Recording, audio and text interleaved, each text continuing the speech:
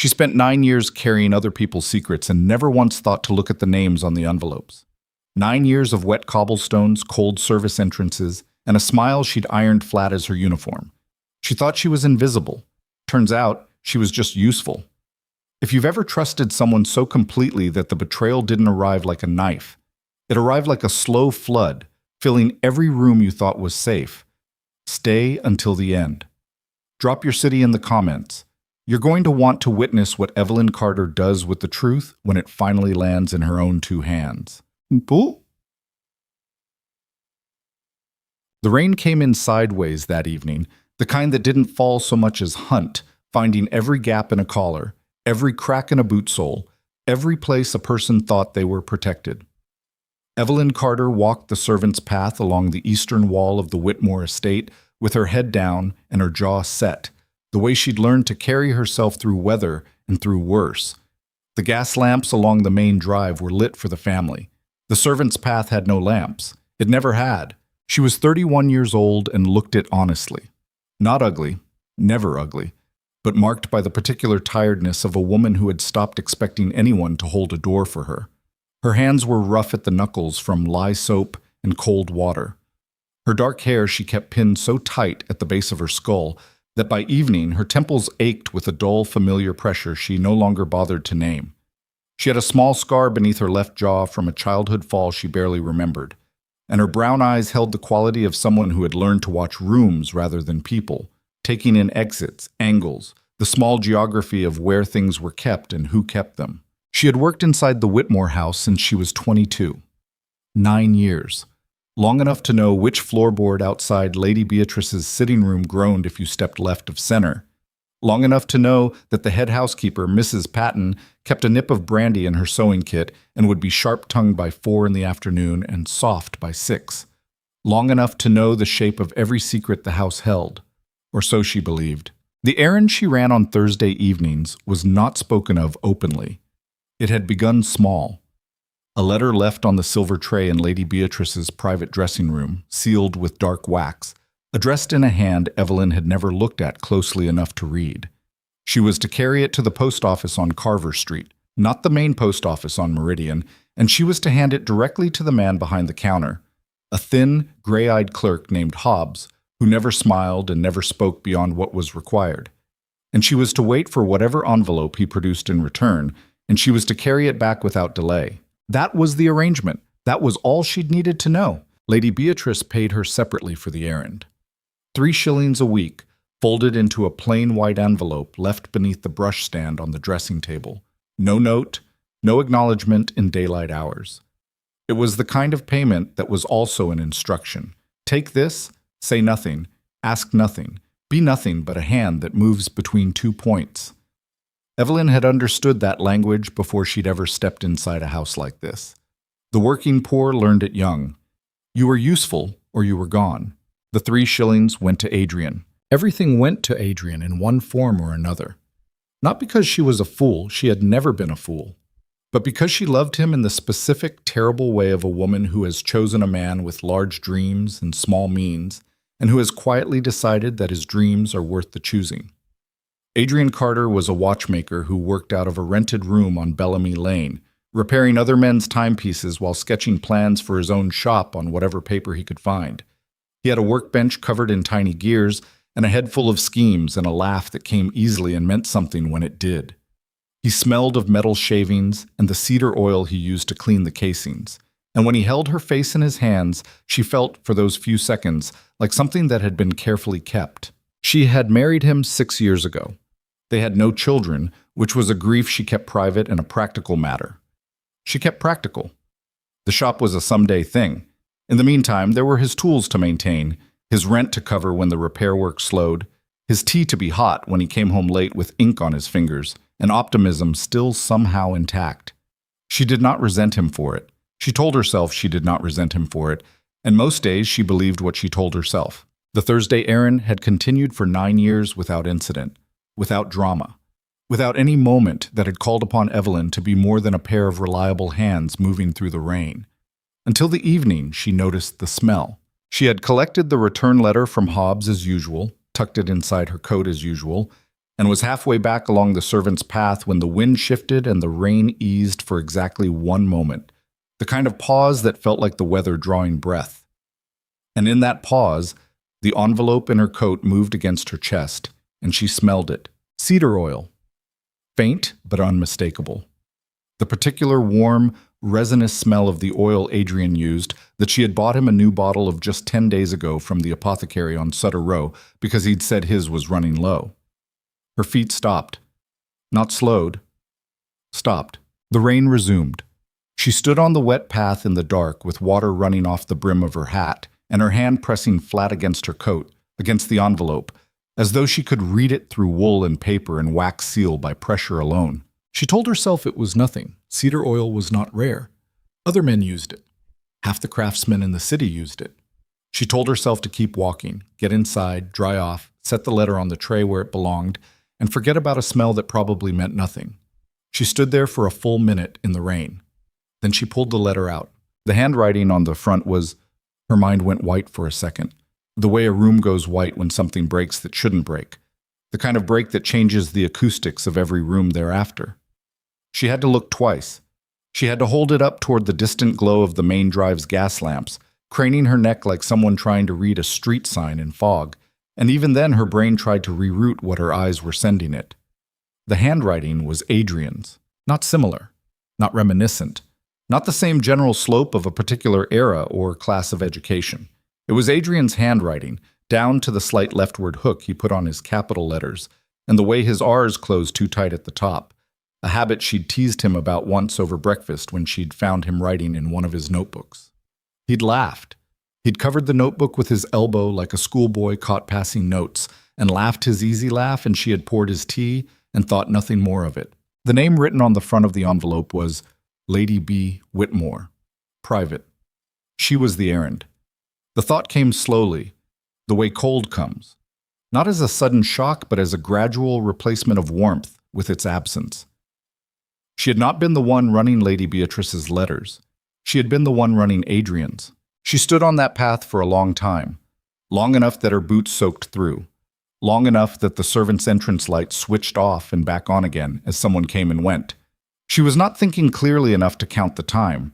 She was doing the other thing, the thing she had learned to do when something was too large to hold all at once, which was to take it apart into its smallest possible pieces and look at only one piece at a time. The piece she kept returning to was this. She had been carrying his letters. 9 years, 52 Thursdays a year, minus a handful she could count on one hand when she'd been too ill to go or when the road to Carver Street had flooded. Somewhere close to 450 letters. She had been the instrument of something she hadn't consented to be part of, hadn't been asked, hadn't been told. She had been used as a hand, exactly as intended, only it hadn't been Lady Beatrice using her. It had been her own husband. She put the letter back inside her coat. She walked the rest of the way to the servants' entrance with her jaw locked and her face arranged in its professional nothing. The expression she wore for difficult tasks, for rooms she didn't want to be in, for conversation she had learned to survive by making herself briefly interior, briefly absent, briefly no one at all. She hung her coat on her peg. She removed her sodden boots and set them sole up to dry. She carried the letter to the silver tray in Lady Beatrice's dressing room as she always did, and she set it down as she always did, and she stood back as she always did. Then she stood there a moment longer than she should have. The dressing room was quiet. Lady Beatrice was downstairs for the evening meal. The room smelled of her. Vetiver and something sharper underneath it, some quality of nerves held at disciplined bay, a smell Evelyn associated with women who had been beautiful for too long in environments where beauty was the only currency that mattered.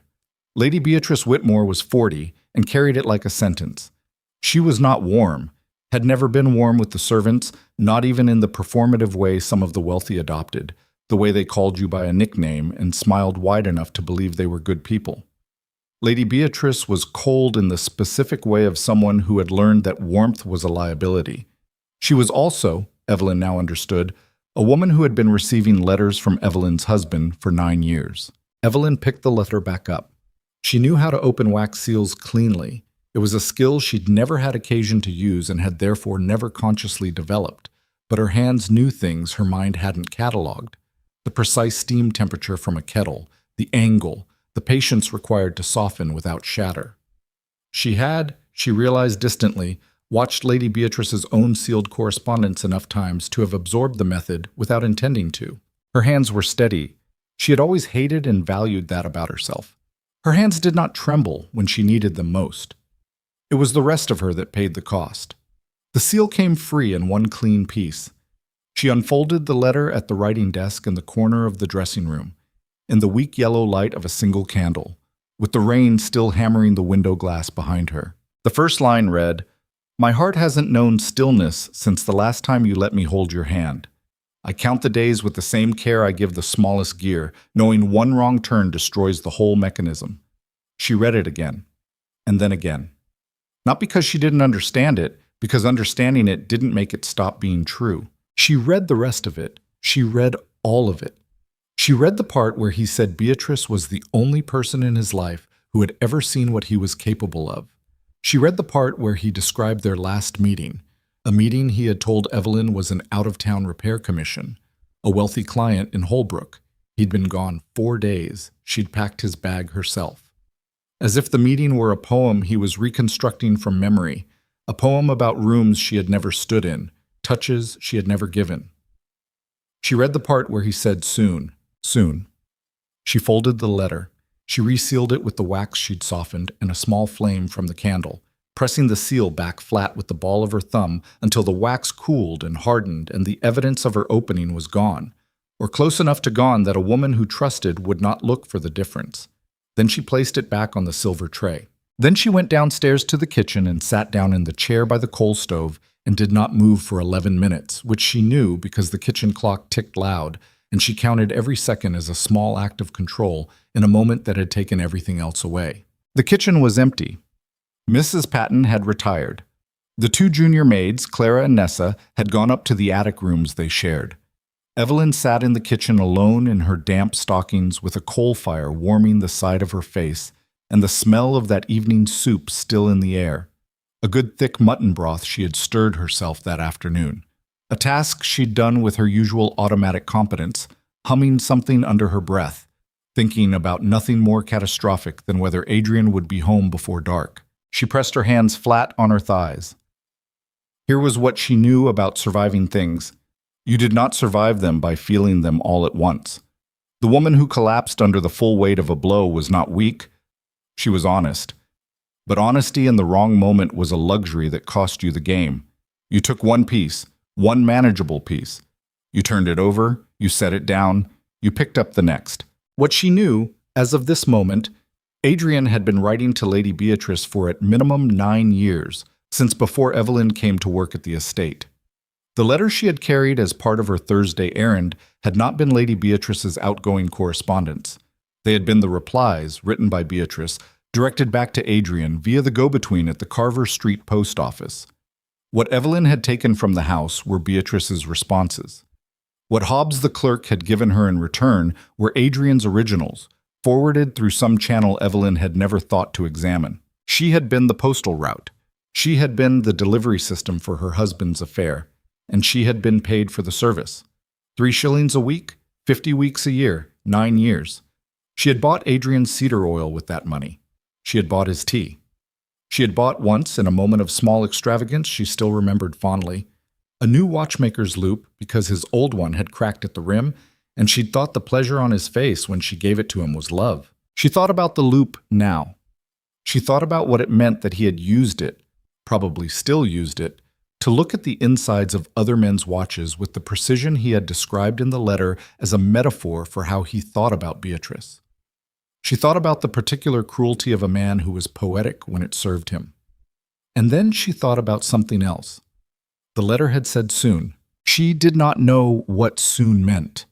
She did not know what was being planned, but the word had not been casual.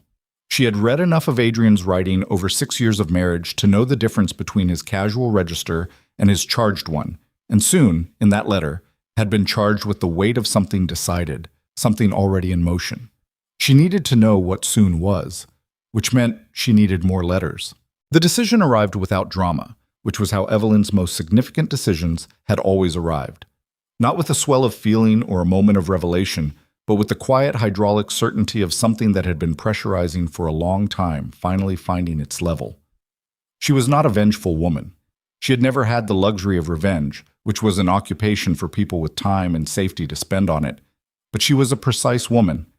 She had spent 9 years becoming invisible in this house, and invisibility, she understood in this new and clarifying light, was also a kind of power. You could not be watched if no one thought to look. She was already in the house. She already had access to rooms. She already knew which drawers Lady Beatrice never locked because she didn't believe anyone would dare, and which ones she did lock because she knew someone might.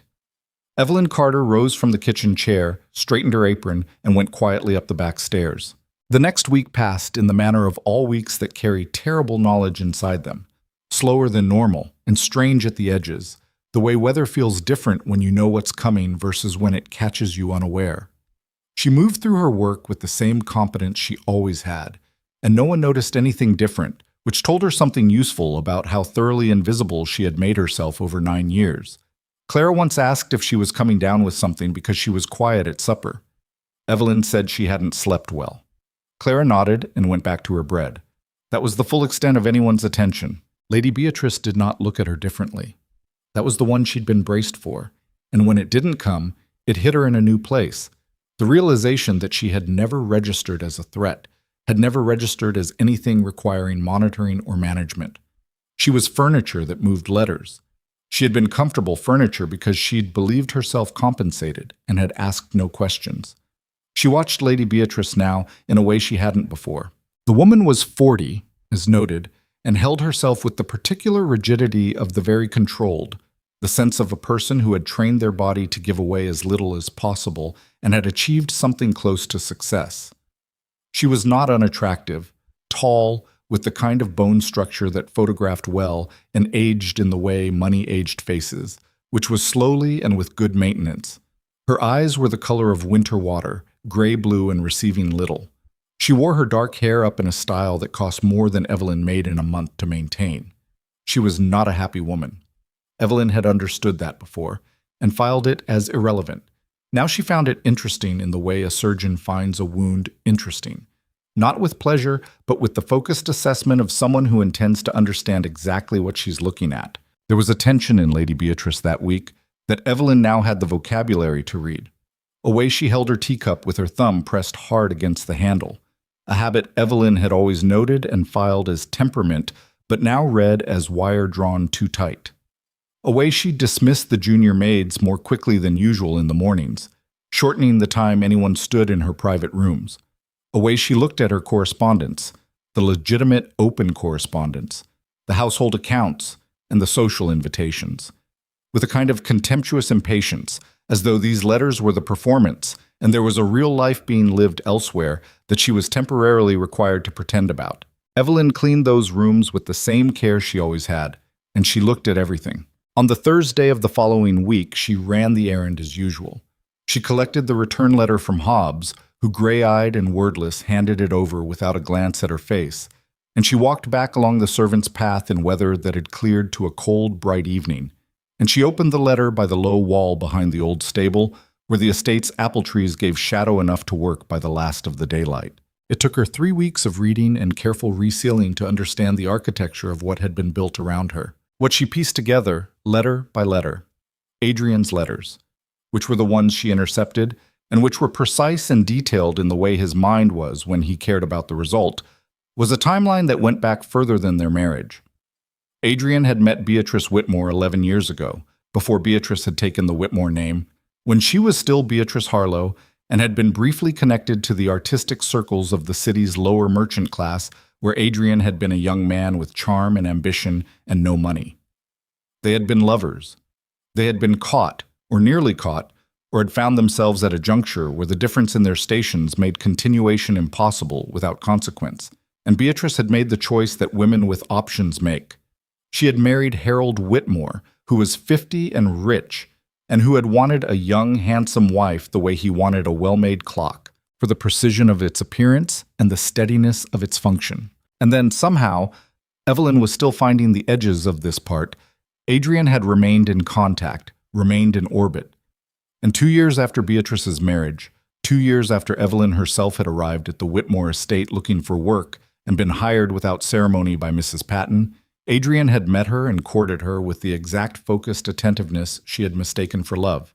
And she had married him, and she had become— She wrote the word in her own mind with the deliberateness of someone carving it so it couldn't be undone. She had become useful, a maid inside the estate, a maid who could carry letters, a maid who was loyal and discreet and who asked no questions because she trusted the man who had given her the ring on her finger, and trust was cheaper to produce and maintain than any other kind of security. She had been recruited, not with her knowledge, not with her consent. She had been recruited into a 9-year operation the way a lock is recruited into keeping a door closed, by being placed there, by being the right shape, by having no reason to open unless someone with the right key came along. And she had held so completely that not one letter had ever been lost or late or opened until now. The 4th letter contained a number. It was a sum. Written in the careful, non-specific language of 2 people who had been communicating in code long enough to develop fluency in it. A language of references and allusions that Evelyn had to decode through repetition and context rather than any key. But the number itself was not in code.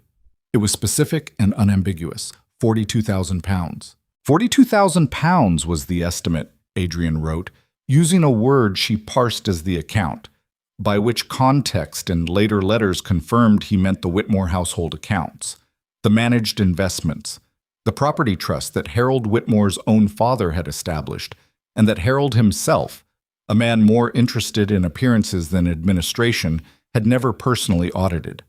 42,000 pounds was what could be moved, what could be liquidated and moved and gone before the movement was discovered, if the movement were managed correctly, if it were staged as routine administrative transfers, if the woman with access to the account seals and the signature authority were to spend the 3 months prior establishing a pattern of small, legitimate-looking transactions that would make the final large ones unremarkable to a casual review. If Beatrice were to do that, in other words, which she apparently already had.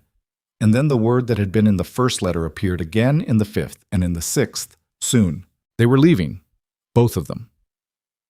After the charity ball at the Whitmore estate, Harold Whitmore hosted it annually, the last week of October, the city's elite filling the ballrooms for an event that served as both social performance and financial networking. After the ball, in the chaos of departure, while Harold was occupied and the household was disrupted and the routine suspended, they would be gone. On the night train, with 42,000 pounds that was not theirs and would not be recovered once it crossed the border. Evelyn stood at the low wall behind the stable on a Tuesday evening in mid-October with the last of the letters in her hand and the apple trees above her dropping the last of their season's leaves in a wind that smelled of ice and coming winter. The ball was in 12 days. She thought about 12 days. She thought about what could be done with 12 days and what couldn't. She thought about going to the magistrate, who was a friend of Harold Whitmore's, and who would receive a maid's accusation about her employer with approximately the same weight he would give a weathervane's opinion of the wind. She thought about going to Harold Whitmore directly, which required getting past Mrs. Patton and 3 secretaries and a man who believed his wife was cold but faithful, and who had no reason to hear what Evelyn had to say without also wondering why she'd waited 9 years to say it. She thought about Adrian at his workbench. Adrian with his loop and his gears and his cedar oil. Adrian with his laugh that came easily and his hands that had held her face with the precision of a man who understood that small mechanisms required care. She thought about how he'd sketched the plans for the shop on whatever paper he could find, and how she had believed in those plans, had believed they were evidence of a dream, and had not understood that the shop was a prop. In a longer story she hadn't been given to read. She was not going to collapse under it. She had already decided that. The collapse had its time. It would come. It always came. It would find her somewhere private and take what it was owed. But the collapse was not for now. Now was for using 12 days correctly. She had the letters, not copies of them, not recollections of them, the actual letters, which she had been quietly keeping in a flat tin she'd slid between the mattress and the bed frame in her attic room. Letters she had resealed and re-intercepted and accumulated over the weeks of her education in what her life had actually been. She had dates and sums and a word that was as good as a name, the account. She needed one more thing. She needed to know where the money was going once it moved. She needed the name of the bank, the city, the account number, the place where £42,000 would land and from which two people would fund a new life built on the architecture of her old one.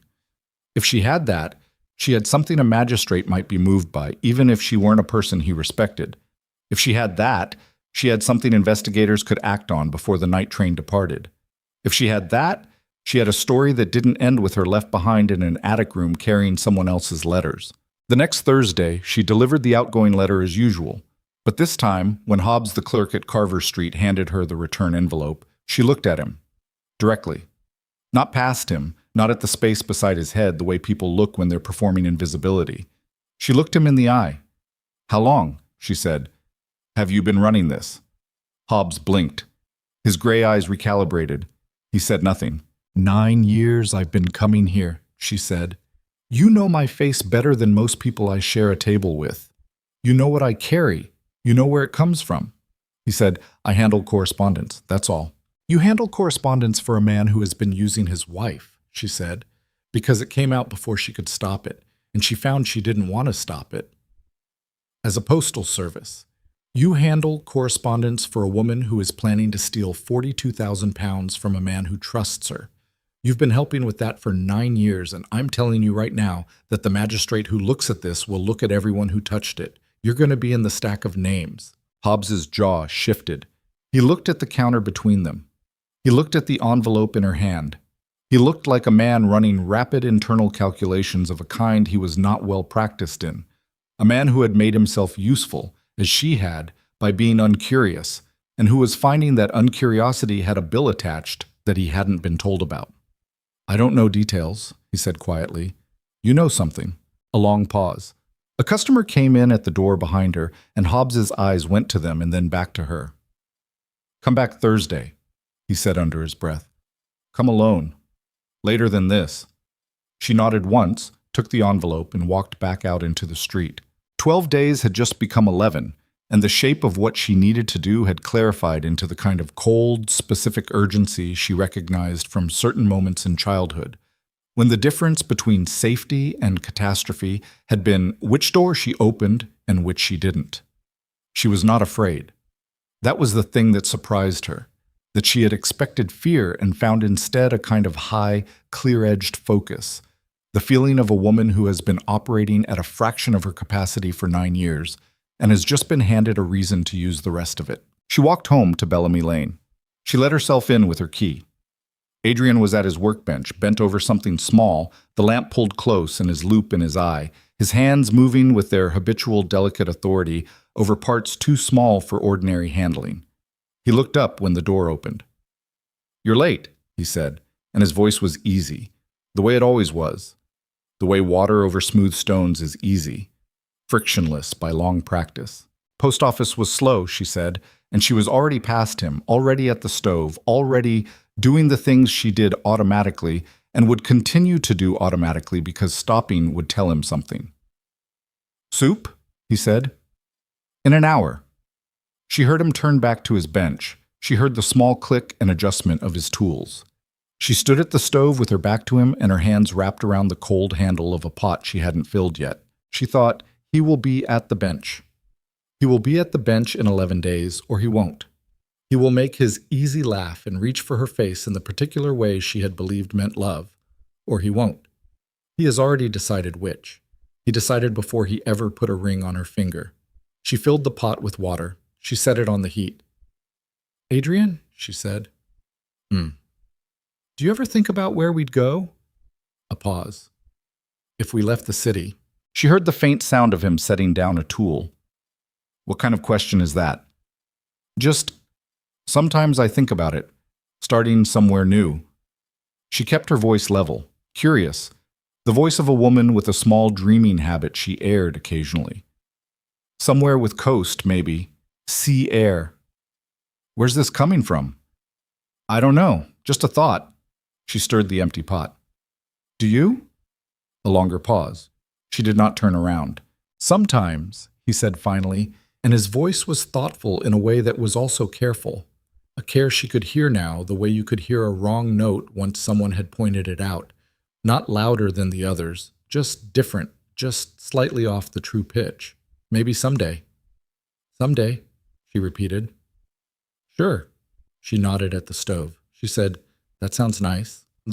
And she stood there and stirred and waited for the water to boil, and behind her the small sounds of his work resumed. Click and settle, click and settle. The patient disassembly and reassembly of mechanisms too fine for anyone not practiced in precise and careful deception. The water began to move. On the 9th day before the ball, Evelyn came home from the estate to find that Adrian had gone out. That was not unusual. He sometimes went out in the evenings, to a public house on Wren Street where he met other craftsmen, or so he said, and she had had no reason until recently to question the or so he said. She stood in the middle of the room they shared and looked at his workbench, which was tidy in the way he left it when he planned to be gone for some time. She looked at his coat hook, which was empty.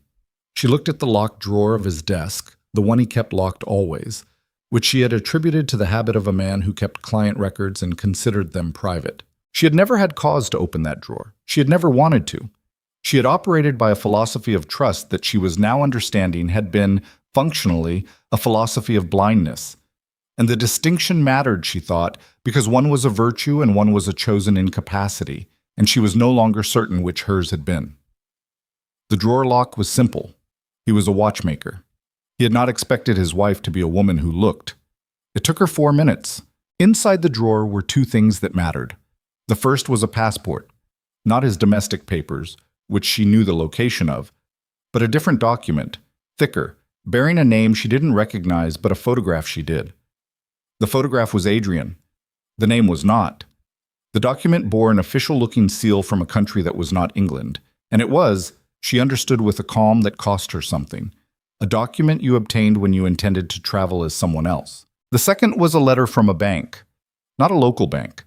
An institution in a city 700 miles away, across a border, with a number at the top that corresponded to an account and a balance figure at the bottom that was, as of 6 weeks ago, already substantial. Not 42,000 substantial, not yet, but enough to tell her that the transfers had already begun, that Beatrice had already been moving money for longer than the letters had indicated, and that the someday Adrian had spoken of so casually at his workbench 3 nights ago was not someday at all. It was the night of the ball. She closed the drawer. She relocked it with the care of a woman replacing a stone over a snake den, precisely, completely, so that nothing showed. She put his lockpick back where she'd found it. She went to the stove and started the soup she always made on this night of the week, the one he liked, with the barley and the leek, and she stood over it for a long time watching it bubble and reduce. When Adrian came home an hour later, the room smelled of supper. She was at the table with a mending project. She looked up when the door opened. He stood in the doorway with rain on his shoulders and his easy face arranged in its easy expression, and for the first time in 9 days she let herself look at him the way she'd looked at the house. Not at his face, but at the room around it, the exits and angles, the small geography of what he kept where. "Soup's almost ready," she said. "Good." He shrugged off his coat. "I'm starving." "Where'd you go?" "Wren Street." He hung his coat. He sat at the bench and picked up a gear he'd left suspended in a small vise that afternoon. He picked up his loop. "The same as always." "The same as always," she agreed and looked back at her mending. 9 days. She had the letters. She had the bank document she had photographed in her memory with the thoroughness of someone who understood that memory was the only storage no one could search. She had Hobbs, who had told her to come back Thursday with something that sounded like the edge of cooperation and might become more if she pressed correctly. She had her position in the house, her invisibility, her 9 years of knowing exactly where everything was and who kept it. She had, she thought, almost everything she needed. And then on the morning of the 6th day, she went upstairs to strip the linens in Lady Beatrice's bedroom while the family was at breakfast, a task so routine it did not require thought, and she found, folded flat and slid beneath the mattress of Lady Beatrice's own bed, with the same instinct for hiding that Evelyn herself had used, the same instinct that women who kept secrets developed without being taught. Another letter. Not one of the Thursday letters. Not one that had passed through Hobbs. A letter in a different hand, not Adrian's, written on paper thicker and more expensive than the stationery Beatrice used for ordinary correspondence. She opened it right there, standing at the foot of the bed with a pillowcase in one hand in the gray morning light coming through the curtains. It was from Harold Whitmore. It was addressed to his own wife, and it said, in the clipped, certain language of a man who had finally looked closely at his own accounts. I know what you've taken. I know approximately how much. I don't yet know who has helped you, but I will. You have until the night of the ball to return it, after which I intend to make certain inquiries that will be, I assure you, extremely thorough and not at all private. He knew. Not about Adrian, not about the letters, but about the money, the specific money, which meant that Beatrice's window of escape had just been compressed from 9 days to 4, and the plan that had been methodically built over 9 years of careful, invisible labor. Not just Beatrice and Adrian's plan, but Evelyn's counterplan, her accumulation of evidence, her careful cultivation of Hobbes, her timeline built around the night of the ball, was now operating in a frame that was collapsing faster than she'd calculated. She replaced the letter exactly as she'd found it. She finished stripping the linens. She carried them down to the laundry with the same walk she always had, even paced, spine straight, arms full, face nothing. Upstairs somewhere, a clock ticked. Across the city, in a rented room on Bellamy Lane, a man who was not entirely Adrian Carter turned the gears of someone else's watch with the patient hands of someone who had always known exactly what time it was. The ball was in 6 days, and Evelyn Carter had just run out of time to be careful. In the wall behind the laundry sink, behind the loose stone she'd discovered in her second year at the estate and never mentioned to anyone, she had been placing the letters one by one for 3 weeks. Adrian's letters, Beatrice's letters, the bank document she'd transcribed by hand onto plain paper she kept rolled inside her uniform sleeve. 22 letters and 1 transcription, flat and dry and carefully ordered. A record, a case, a life's work she hadn't intended to build but had built nonetheless, the way women built most of the things that mattered, quietly, without being asked, in the spaces no one thought to look. She reached in and checked them as she always did by feel, in the dark, the tips of her fingers finding the edge of the tin. It was there. It was all there. She exhaled a breath she'd been holding since the morning. She went back to work. She didn't see the small gap of light under the laundry door go dark for 3 seconds, as a pair of shoes stopped outside it and then moved on. The shoes stopped outside the laundry door for 3 seconds. Evelyn knew this the way animals know a change in air pressure. Not by reasoning it through, but by the sudden absolute stillness of her own body, her hand still inside the wall, fingers on the tin, her lungs making a private decision to hold. Then the shoes moved on. She counted to 20 before she withdrew her hand. She counted to 20 again before she straightened. She stood at the laundry sink and turned on the water and let it run over her wrists. Not because she needed it, but because standing at a sink doing something was the oldest camouflage she owned, and her body understood even now that the performance of ordinary things was what separated the visible from the caught. She did not know whose shoes they had been. That was the problem. It was a new problem. Not the shape of problem she'd been managing for 3 weeks, which was the problem of accumulation, of gathering enough before the window closed. This was the problem of exposure, which was different in the way a flood is different from a leak. A leak you can root. A flood roots you. She turned off the water. She dried her hands on her apron. She opened the laundry door and looked both ways down the corridor with the unhurried competence of a woman who belongs in every room she enters, and the corridor was empty, and she went back to work, and she did not let her eyes go fast or her jaw go tight, and none of that cost her nothing. It cost her a great deal. 6 days was not a workable frame anymore. Harold Whitmore's letter had said the ball. It had said inquiries, thorough and not at all private, and those were the words of a man who had already been making quieter inquiries for some time, a man who was calculating how much spectacle he could stomach versus how much loss he could absorb, and the calculus was not in Beatrice's favor, which meant Beatrice knew it, which meant Beatrice and Adrian had known it or would know it, and their window, already narrow, had been made narrower by a husband's cold and formal letter slid under his own wife's mattress like a last warning before a door closed. They would move faster. The question was how fast. Evelyn went upstairs. She had 2 legitimate reasons to be in Lady Beatrice's private sitting room before noon. The flower arrangement required changing, and the grate required clearing. And she used both of them, moving through the room with the automatic efficiency of long practice while her eyes did their real work, cataloging the surface of things for what had shifted. The writing desk had been used that morning. The chair was 2 inches further from the wall than Beatrice usually left it, and the brass pen stand had been turned. A small thing, the kind of thing only someone who had cleaned around that desk for 9 years would register. The blotter showed faint indentations. Evelyn pressed her fingertips to the surface with the flat, even pressure she used on dough and on locked mechanisms, and felt the ghost of words she couldn't read. A letter had been written here this morning. Recently. The ink on the pen nib was not fully dry. She changed the flowers. She cleared the grate. She left the room exactly as she'd found it, minus the dead flowers, and she walked down the back stairs with a body that felt, for the first time in weeks, like something running out of time. Thursday was 2 days away. She needed Hobbs now. She could not leave the estate midweek without reason. The Thursday errand was sanctioned. Had always been sanctioned, never questioned, because Lady Beatrice had made it clear to Mrs. Patton in the early years that Evelyn's Thursday afternoon errands were a household matter and not to be managed. It was a protection she had designed without Evelyn knowing it was a protection, and the irony of that was sharp and without sentiment. The same care Beatrice had taken to insulate the errand from scrutiny was now what limited Evelyn's ability to break it. So she constructed a reason. At 3 in the afternoon, she went to Mrs. Patton with a list in her hand. A short list, plausibly a household supplies list, and Mrs. Patton was on her second nip of brandy and therefore more accommodating than morning Mrs. Patton would have been, and said that the apothecary on Sutter Row was the only supplier who carried the specific lye formulation Mrs. Patton herself had requested for the kitchen linens, and they were running low, and she could go before the shop closed if she left now.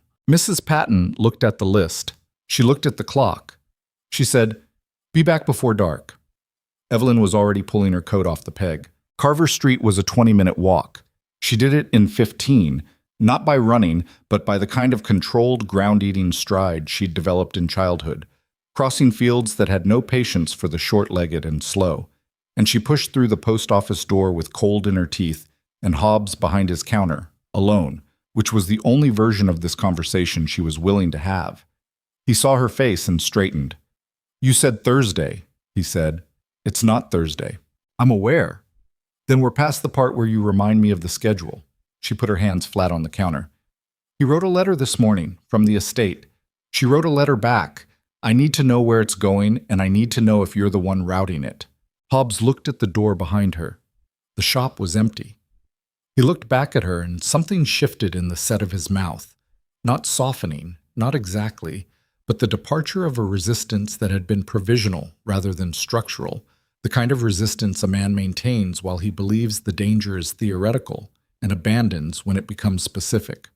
"I don't route everything," he said, "but you route some.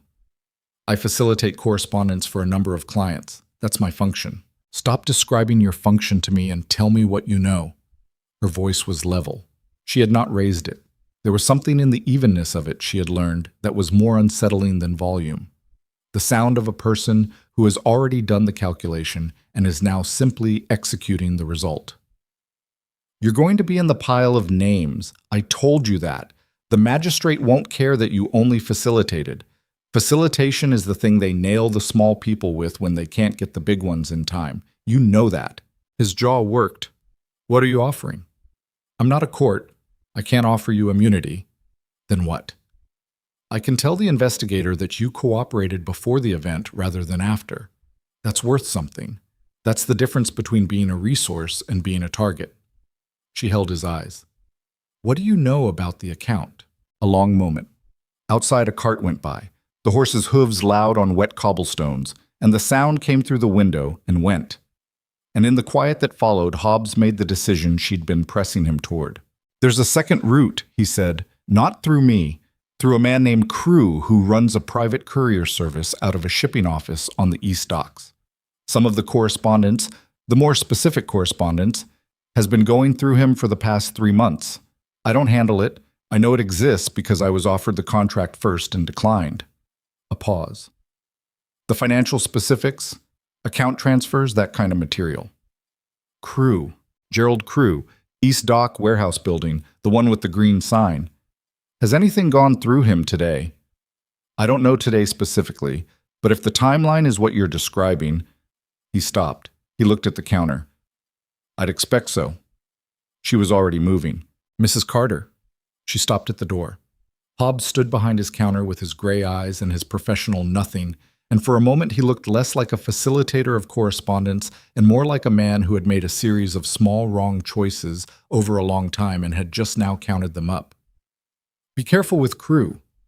He doesn't operate the way I do. What way is that? Carefully, Hobbs said. She went out. The East Dock was a 40-minute walk, and she had less than an hour of daylight and a promise to Mrs. Patton that she intended to keep because breaking it drew attention she couldn't afford. She walked fast through streets that thickened with end-of-day foot traffic, workers heading home and carters finishing their routes, and the general human press of a city transitioning from labor to rest. And she moved through it with the unsentimental efficiency of a woman who had been moving through crowds that didn't notice her for 31 years. She did not find Crew at the warehouse building. She found a young man with ink on his collar who said Mr. Crew was out and would be back in the morning. And she looked at the man with the particular quality of assessment she'd developed at the Whitmore estate, the look that sorted people into categories not by class or appearance, but by how much they knew about the thing you needed. And she decided he knew something. He's expecting a delivery this week, she said. Not a question. The young man's eyes shifted left. Not to the door. To a shelf behind the counter, a specific section of it, a row of identical brown envelopes standing upright in a wooden holder. She did not look at the shelf. She kept her eyes on his face. I'll come back, she said. She walked out and stood on the dock street in the last gray light, with her hands in her coat pockets and cold salt air coming in off the water, and the specific feeling of a woman who has 5 days and 3 threads and needs all of them to hold. She could not come back tomorrow. She was not supposed to be here today. She thought about the shelf. She thought about what was on it. She thought about a young man with ink on his collar who had looked left involuntarily and who was, she estimated, not the kind of person who had been sufficiently compensated to take a risk on behalf of an employer who was currently out. She went back inside. He looked up, surprised. I left something, she said, which was the oldest lie and still worked because it replaced the question of why you were there with the simpler question of what you'd left. She moved toward the counter with the deliberate, moderate pace of someone with a specific, harmless purpose. She was close enough now to see the envelopes in the holder. She could see, on the protruding edge of the second one, the corner of a seal in dark wax.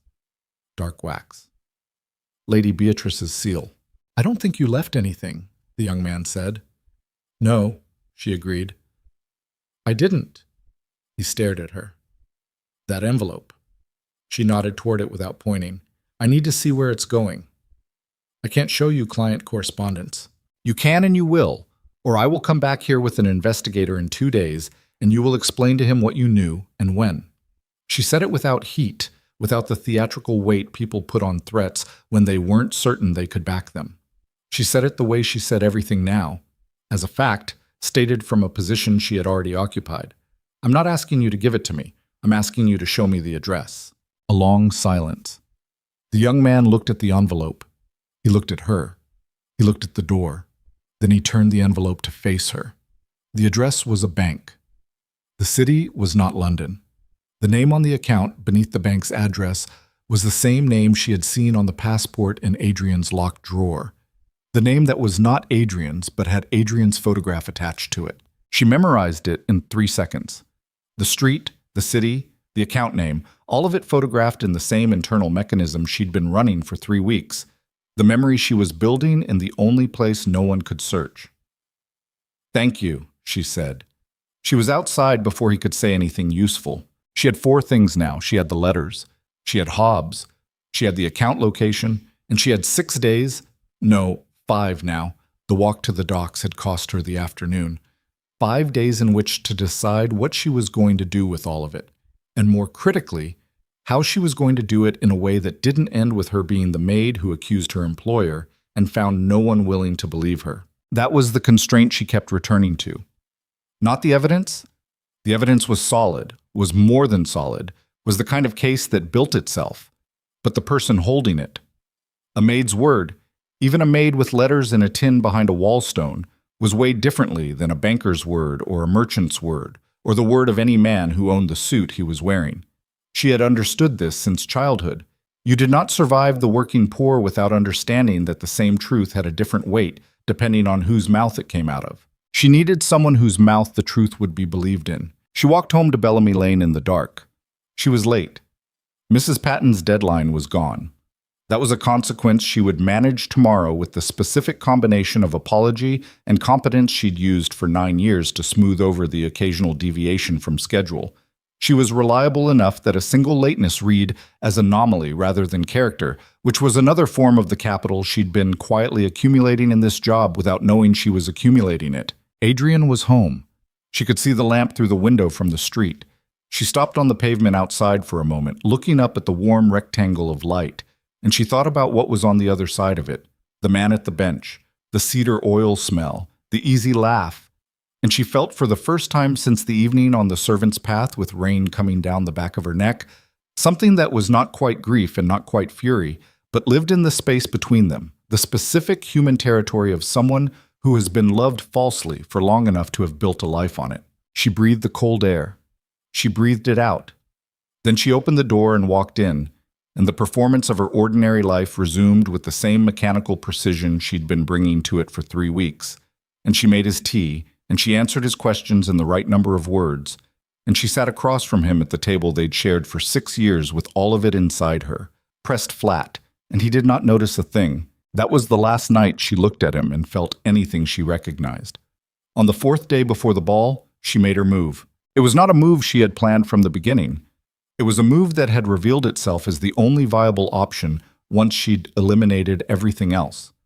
Once she'd understood that the magistrate was a dead end, that Harold Whitmore's pride would make him a reluctant ally at best and a liability at worst, that Hobbs was useful but small, and that what she needed was not an authority who would receive her evidence, but a person of standing who had personal reason to want the story told. She needed a journalist, not a scandal sheet, not the kind of publication that would trade the story for circulation without caring about the specific truth of it. She needed someone with a name that carried weight in the circles the Whitmore scandal would detonate in, someone whose byline would force the legal and financial machinery to move rather than stall. She knew of one, his name was Thomas Wark, and he wrote for the Meridian Examiner. And she knew of him because 3 years ago he had written a series of articles about fraudulent property transactions in the city's merchant quarter that had resulted in 2 arrests and a 3rd man fleeing to the continent. And she knew this because Adrian had read those articles aloud at the breakfast table with the relish of someone who found other men's exposure entertaining. She had listened. She had filed it the way she filed everything, a flat, stored, available. She sent him a letter, not from the estate and not from Bellamy Lane. She wrote it in the back of the apothecary on Sutter Row, having purchased a sheet of paper and an envelope for 1 penny from the shopkeeper who did not care what she wrote or who she was. And she wrote it in the careful, compressed hand she used for precision tasks, and she stated 4 facts in 4 sentences: the name of the estate, the name of the bank, the sum, and the date of the ball. And she signed it with a single initial and wrote the address of the Carver Street post office as the return, having already spoken with Hobbs, who had agreed without pleasure to hold any reply. She posted it on her way back to the estate. She did not know if he would reply. She did not know if he would take it seriously or file it alongside the other anonymous letters that journalists with active beats probably received and mostly discarded. She had done what she could do. The rest was the kind of waiting that was not passive, was instead a form of action in which she continued to work, continued to perform, continued to be the invisible, functional surface of a house that was 4 days from imploding, and she watched everything, and she kept her hand steady, and she did not break. On the evening of the 2nd day before the ball, she found the reply at Carver Street. Hobbs handed it over without expression, which was his version of good manners, and she read it standing in the middle of the post office with her coat still on. It was short. Wark wrote with the same compression she'd used. 2 sentences, a time, an address, a plain meeting room in the building adjoining the examiner's offices. Tomorrow, 11 in the morning. She looked up from the letter. Hobbs was watching her with his careful gray eyes. "Well?" he said. "It moves," she said. That night she went home and sat on the edge of her bed in the dark, with the tin from behind the wall stone in her lap, the letters inside it, 22 of them, and the transcribed account information, and she went through them one last time in the manner of someone checking a weapon before it needs to be used. Not for sentiment, not to feel again what she'd felt the first time she read them, but to know their sequence and their weight, to know exactly what order they'd build the case in, and where the evidence of Beatrice's financial crimes sat relative to the evidence of Adrian's deception. She knew these letters now the way she knew floorboards, by feel, by where they groaned. She put them back in the tin and closed the lid. Across the city, the Whitmore estate was lit in some of its windows. Preparations for the ball were underway, caterers engaged, the great rooms being opened and aired. In 4 days, the city's elite would fill those rooms and drink that wine and arrange their faces in the expressions of people who believed themselves secure. In 4 days, everything that had been hidden in the architecture of that house would be exposed to all of them at once. Evelyn set the tin on the mattress beside her. She lay back and looked at the ceiling of her attic room, which she had looked at for 9 years, which was cracked in the same places it had always been cracked, which knew her face as well as any ceiling could know any face. She thought, I was recruited. I was placed. I was used as a mechanism by people who relied on my not looking too closely at what I was carrying. She thought, I looked. She thought, tomorrow I deliver. She closed her eyes. Somewhere in the room, the small clock on her nightstand ticked. She had bought it secondhand from a clockmaker's stall in the market because the estate did not put clocks in the servants' attic rooms, and she had always wanted to know what time it was when she woke in the dark. Adrian had offered to service it once. She had said no thank you. She'd said she liked it the way it was. A little fast, a little loud, something you had to pay attention to rather than just glance at. He'd laughed. He'd said she was strange about time. She was. She had always been. She had always believed that if you paid attention to exactly where you were in the sequence of things, you could not be caught unawares. You could not be ambushed by a moment you'd been watching for. She had been wrong about that. And then she had corrected for it. She listened to the clock tick. In the morning, she would sit across a desk from Thomas Wark and place 22 letters in front of him, and she would watch his face change as he read them, and she would be the person she had always been, precise, composed, invisible in the ways that mattered, and visible in the ways that counted. And she would speak with the flat, specific authority of a woman who has spent 9 years becoming the most reliable thing in a house full of unreliable people. And then she would go back to the estate, and she would wait for the ball. And she would be ready. What she did not know, what she could not know, lying on her attic bed in the dark with the clock's voice filling the small room, was that Adrian had found the stone loose behind the laundry sink 3 days ago, and had found it empty and had said nothing, and had been watching her ever since with eyes that were no longer easy. She woke before the clock told her to. That was how she knew something was wrong. Not a sound, not a movement, not any external signal she could name, but the body's own intelligence, the part that runs deeper than thought and registers threat the way water registers a change in elevation, by simply moving away from it. She was awake and upright, and her hand was flat on the mattress where the tin had been before she was fully conscious of having moved. The tin was there. She exhaled one controlled breath, but the feeling didn't leave. She dressed in the dark. She pinned her hair by feel, the way she'd done it 10,000 times, and she sat on the bed edge and thought about what had shifted while she slept, and she couldn't name it, and that bothered her more than if she could have. Named things could be addressed. This was something in the quality of the air, the particular silence of the house at 4 a.m, a silence that felt less like peace and more like held breath. She thought about Adrian.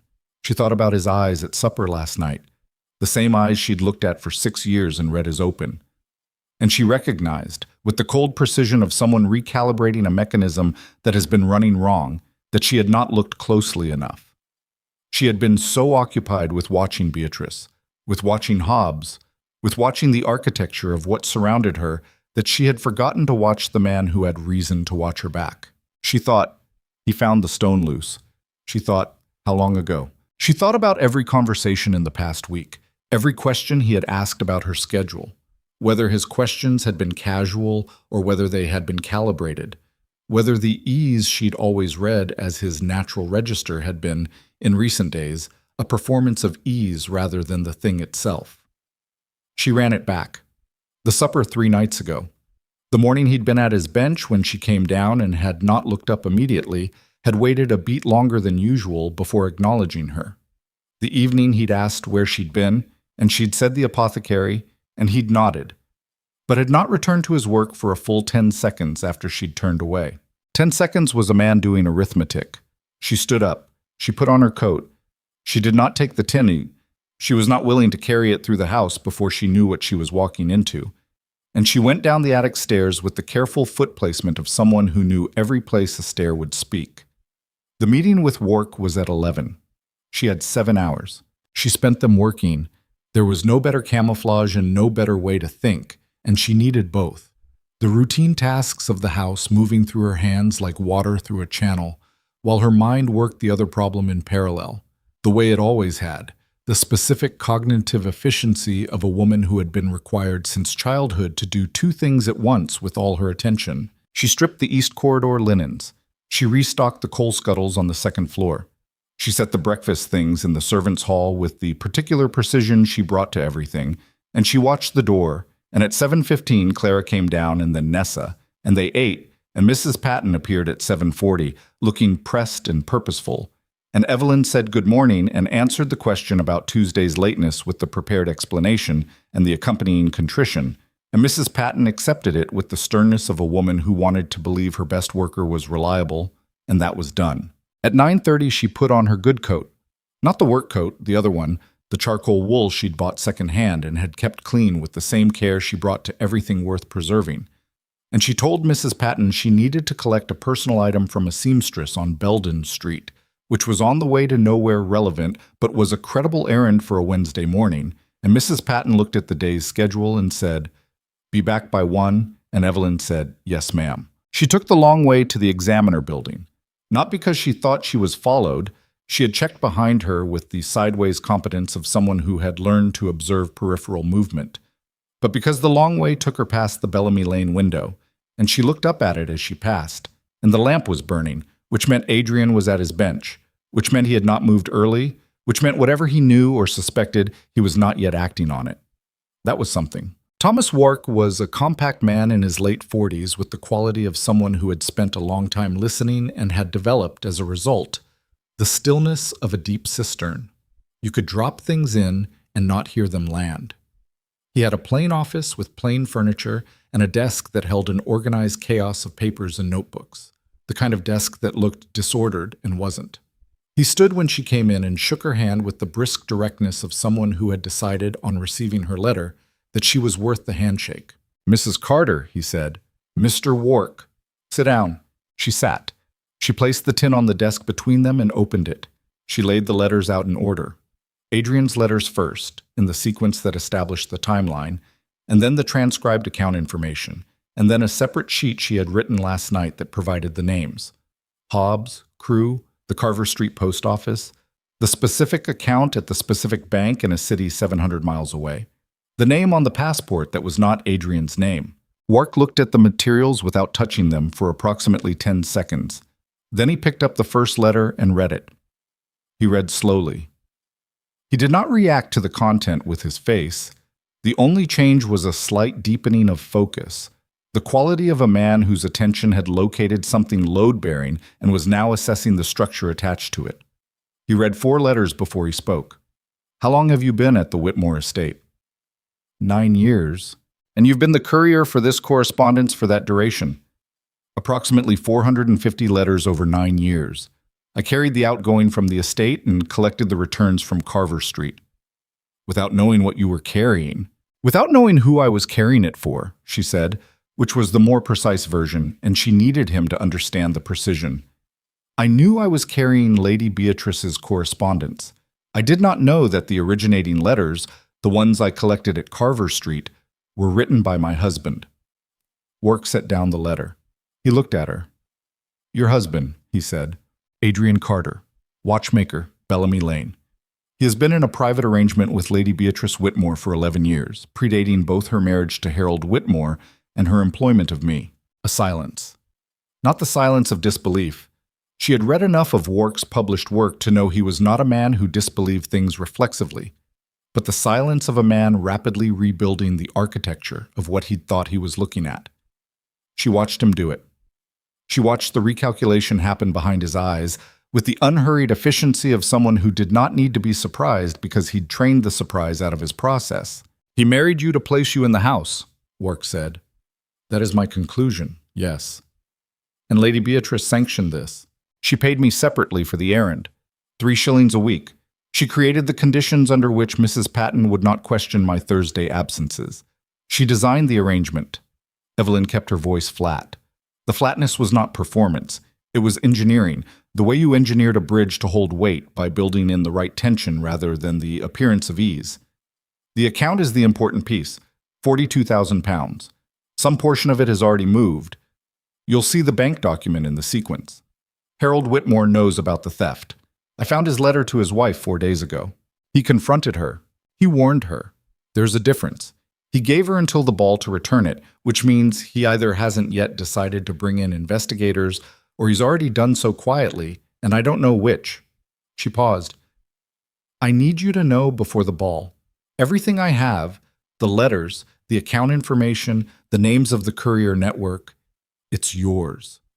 In exchange, I need the story to move through the right channels before 2 people board a train on Saturday night with £42,000 and a passport under a false name." Wark was quiet for a moment. "You understand that you'll be named in this," he said. "As the courier. Your role will be part of the record." "I was the postal route," she said. "I carried letters for 9 years without knowing what I was carrying. That is what the record will show, if the record is constructed correctly. The letters are in my husband's hand. The payment arrangements are in Lady Beatrice's. The courier network documents itself." She met his eyes. "I am the one who brought you the evidence. I need the story to be told by someone who cannot be quietly buried." Something shifted in his face. Not softening, it was not a soft face, but the slight change of a man who has been doing this long enough to recognize the specific weight of someone who has calculated their own exposure and stepped into it anyway. "I'll need 2 days," he said. "You have 3. "Then we have an agreement." He put out his hand. She shook it. She was back at the estate by 12:50, 10 minutes inside Mrs. Patton's deadline, and she worked the afternoon through with the loose, rolling efficiency of someone who has set something in motion and is now simply waiting for the physics to take over. She felt, for the first time in weeks, a specific kind of calm. Not the performed calm, not the engineered stillness she'd been manufacturing out of necessity, but the real version, the kind that comes when all the variables you can control have been controlled, and what remains is the future, which has always been out of your hands and always will be. She was stripping the sitting room of its afternoon arrangement, the flowers and the small tables rearranged for the staff cleaning the adjacent ballroom, when Lady Beatrice came in. Not unusual. Beatrice moved through her own house whenever she chose, which was her right and her habit, and Evelyn had shared space with her 1,000 times in this specific muted, parallel presence way, each in the same room, each occupied, neither acknowledging the other beyond the functional minimum. It was a grammar they'd developed over years of proximity without intimacy, and Evelyn moved through it now with the same automatic fluency she always had. But something in the room shifted, not physically. Nothing moved. But the quality of the silence changed in the way it had changed in the laundry corridor 2 days ago. And Evelyn's body did the same thing it had done then, went very still on the inside while continuing to move on the outside, her hands gathering the flower stems, her feet carrying her between the table and the discard bin, her face holding its professional nothing. She could feel Beatrice's eyes on her back. Servants learned to feel that. It was a survival mechanism as old as the arrangement itself, the ability to know when you were being watched without requiring the evidence of sight. Evelyn had felt it 100 times in 9 years, and had never assigned it meaning beyond the minor management of being observed, the slight adjustment of posture and pace you made automatically when a person of authority looked your way.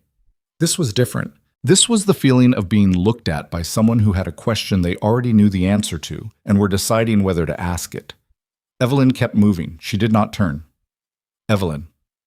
She turned. She had always responded to her name promptly. It was part of the invisible competence she'd built, the kind of reliability that made you trusted, which was the kind of trust she'd needed for 9 years, and had now used up completely. Lady Beatrice stood by the window with the late afternoon light behind her, which put her face in partial shadow. She was wearing a gray dress that cost more than Evelyn's annual salary, and her hair was up in the style that cost more than the dress. And she held herself with the rigid precision of someone who was managing a great deal of interior pressure with a great deal of exterior control. And Evelyn recognized it because she was doing the same thing from the other side of the room. "The Thursday letters," Beatrice said. "You haven't asked me about them." Evelyn held her expression. "Ma'am, I'm 2 weeks behind the usual schedule. Normally by this point you'd have come to collect the outgoing." "I assumed you'd bring it to me when you were ready, ma'am. You've always managed the timing." A pause. Beatrice's eyes were the gray-blue of winter water, and they moved across Evelyn's face with the slow, specific thoroughness of someone reading a document they suspected had been altered. "Adrian came to see me," Beatrice said. The room got very quiet. "He came to the estate," Beatrice continued, and her voice was even, was professionally even, was the voice of a woman who had been performing evenness for so long that the performance was now load-bearing. "2 days ago. He said you'd been asking questions about schedules, about timing. He said something was different." Evelyn said nothing. "He said you'd been going out, more than usual." "I've been running household errands," Evelyn said. "Mrs. Patton can verify the requests." "That's not what I asked." "You haven't asked me anything, ma'am." Beatrice's jaw shifted. It was the first crack in the surface, small, controlled, but there, the departure of one layer of the performance revealing the harder layer beneath it. She looked at Evelyn the way people look at things they've used for a long time and are considering whether they're still useful. "You've been in my rooms," Beatrice said. "I clean your rooms every day, ma'am. That's my position. You've been looking at things you haven't looked at before." "If you have a concern about my work—" "My concern," Beatrice said, and now the evenness had an edge in it, a thin wire of something that was not quite anger and not quite fear, but occupied the intersection between them, "is not about your work." She moved away from the window. She moved toward the desk, which was not her usual movement in this room, and Evelyn tracked it with her peripheral vision while keeping her face on the neutral middle distance. "My concern is that a woman who has been in my house for 9 years and has apparently been very attentive may have formed some mistaken impression of a situation she doesn't fully understand." Evelyn waited. "Adrian and I have a history," Beatrice said. "A long one. It's complicated and it's private and it has nothing to do with you in any material way." The specific, breathtaking audacity of that last clause arrived like a change in air pressure. Evelyn felt it in her ears, in the flat of her sternum, in the place behind her jaw where she'd been holding the collapse at bay for 3 weeks. Nothing to do with you in any material way. She had carried their letters. She had been placed in this house like a piece of furniture designed to facilitate their convenience. She had funded 3 shillings of every week of her marriage to a man who had never intended to be her husband in any sense that mattered. And the woman standing 10 feet from her in a gray dress that cost a year of her wages was explaining to her that this had nothing to do with her in any material way. "I understand, ma'am," she said. The words were ash in her mouth, and she said them cleanly. Beatrice looked at her for a long moment. The gray-blue eyes moved across her face again, and this time Evelyn let them, held still for the inspection, offered the surface, kept everything that mattered at a depth where those eyes couldn't reach. She had learned this from years of practice in rooms where she was not supposed to have an interior. It was the most useful thing this house had ever taught her. "Good," Beatrice said. "I'd like you to remember that discretion has always been compensated appropriately here." "Yes, ma'am." "And that complications, especially in the next several days, would be unfortunate for everyone." "I understand, ma'am." Beatrice held the look one more second. Then she looked away, which was the verdict, either satisfied or deciding to treat the situation as settled because settling it was easier than the alternative. She moved toward the door. She stopped. "The letters you've been collecting," she said, not turning. "I'll need them back." Evelyn's heart made one hard movement inside her chest and then went back to its work. "Ma'am?" "The correspondence, whatever has accumulated. I'll need it returned before the ball." "Of course," Evelyn said. "I'll bring it to your dressing room." Beatrice left. Evelyn stood in the sitting room with flower stems in her hands for approximately 4 seconds. Then she moved to the window and looked out at the estate grounds and the gray October sky and the line of elms along the eastern wall, stripped of their leaves now, Their branches, the specific bare black of things that had dropped everything that wasn't structural. Adrian had come to the estate. He had come to Beatrice. He had told her that Evelyn was asking questions. She ran the calculation at speed because speed was what she had. Adrian had found the hiding stone and found it empty. Not the letters gone, because she'd moved them, but the stone loose, the space behind it disturbed. And rather than confront her, rather than ask her directly what she knew, he had gone to Beatrice. He had used the channel that had always existed between them, the one she'd been the instrument of for 9 years, and he had told her that the instrument might be broken. And Beatrice had come to manage her, which meant they now knew she knew, or suspected she knew, which was not precisely the same as knowing what she had. The letters, the account, the meeting with Wark, all of it, but was close enough to alter their timeline. They would move faster. They might not wait for the ball. They might move before Saturday, before Wark's story could reach the right desks, before the investigators could follow the account trail to the bank that was 700 miles away, and already holding enough of Harold Whitmore's money to make a comfortable foundation for a new life under a different name. She had until the ball. That window had just become, she did not know how long. She went to the attics. She packed the tin into the inner pocket of her good coat, which she folded flat at the bottom of her work bag. She thought about leaving, about simply walking out of the estate with her coat in her bag and going directly to work and saying it can't wait. And she thought about what that looked like from the outside. A maid who walked off her post the week of the ball with no notice. And she thought about whether Wark could move in less than 2 days if she pushed. And she thought about whether any of it mattered if Adrian and Beatrice already had enough warning to accelerate. And then she thought about the letter, Harold Whitmore's letter, still under Beatrice's mattress, presumably. She had not removed it, had not indicated to anyone that she'd found it. It was evidence of Harold's knowledge of the theft, which meant it was evidence that tied the fraud to a specific timeline and a specific implicit confrontation that had taken place within the household. It was exactly the kind of document Wark would need to establish that the theft was known to the victim before the ball, that the escape plan was not impulsive, but premeditated. She needed that letter, and she needed to bring Lady Beatrice something in its place. The thing about having been invisible for 9 years was that you knew exactly which risks you could take, in which rooms, at which hours. You knew the schedule of every person in the house. You knew when Beatrice would be at dinner, and Mrs. Patton in her sitting room, and the junior maids in the laundry. You knew the geometry of a house that did not expect to be robbed by someone it had never thought to watch. At 6:45 in the evening, while the dinner service occupied every pair of ears and eyes in the downstairs rooms, Evelyn went up to Lady Beatrice's bedroom. She moved under the mattress with the flat, practiced motion of someone who knew exactly where the letter had been and retrieved it in 4 seconds.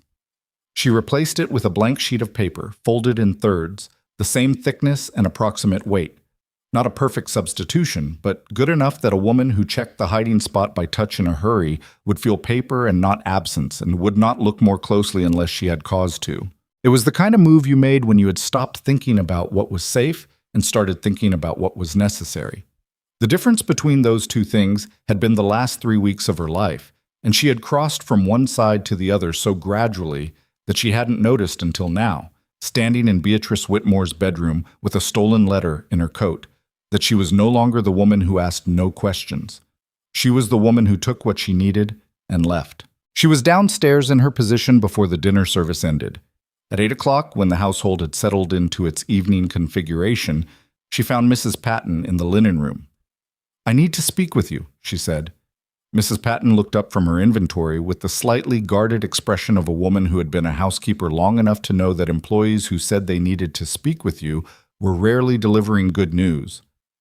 "What is it?" "I'm going to be leaving the estate," Evelyn said, "after the ball.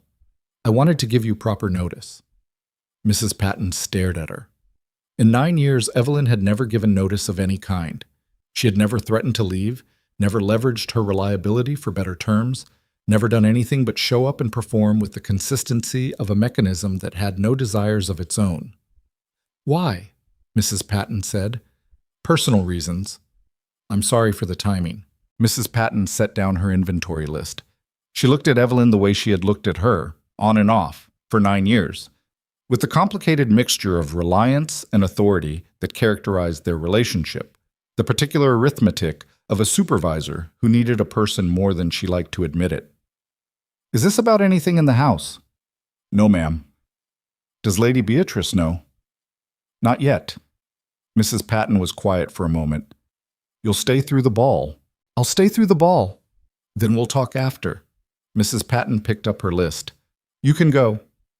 Evelyn went. She walked back to her attic room. She sat on the bed. The tin was in her coat pocket, and the coat was on the hook by the door. And the room was cold and small, and hers in the way nothing else she'd occupied in the last 9 years had been hers, not the kitchen, not the corridor, not the path along the eastern wall in the rain. She thought about Adrian. She thought about his face in the window light on Bellamy Lane, the lamp burning, him at his bench. She thought about the fact that he had gone to Beatrice rather than to her, had chosen the woman he'd built his whole deception toward rather than the woman he'd deceived, and she felt, not grief, not anymore, that door had been closed for several days.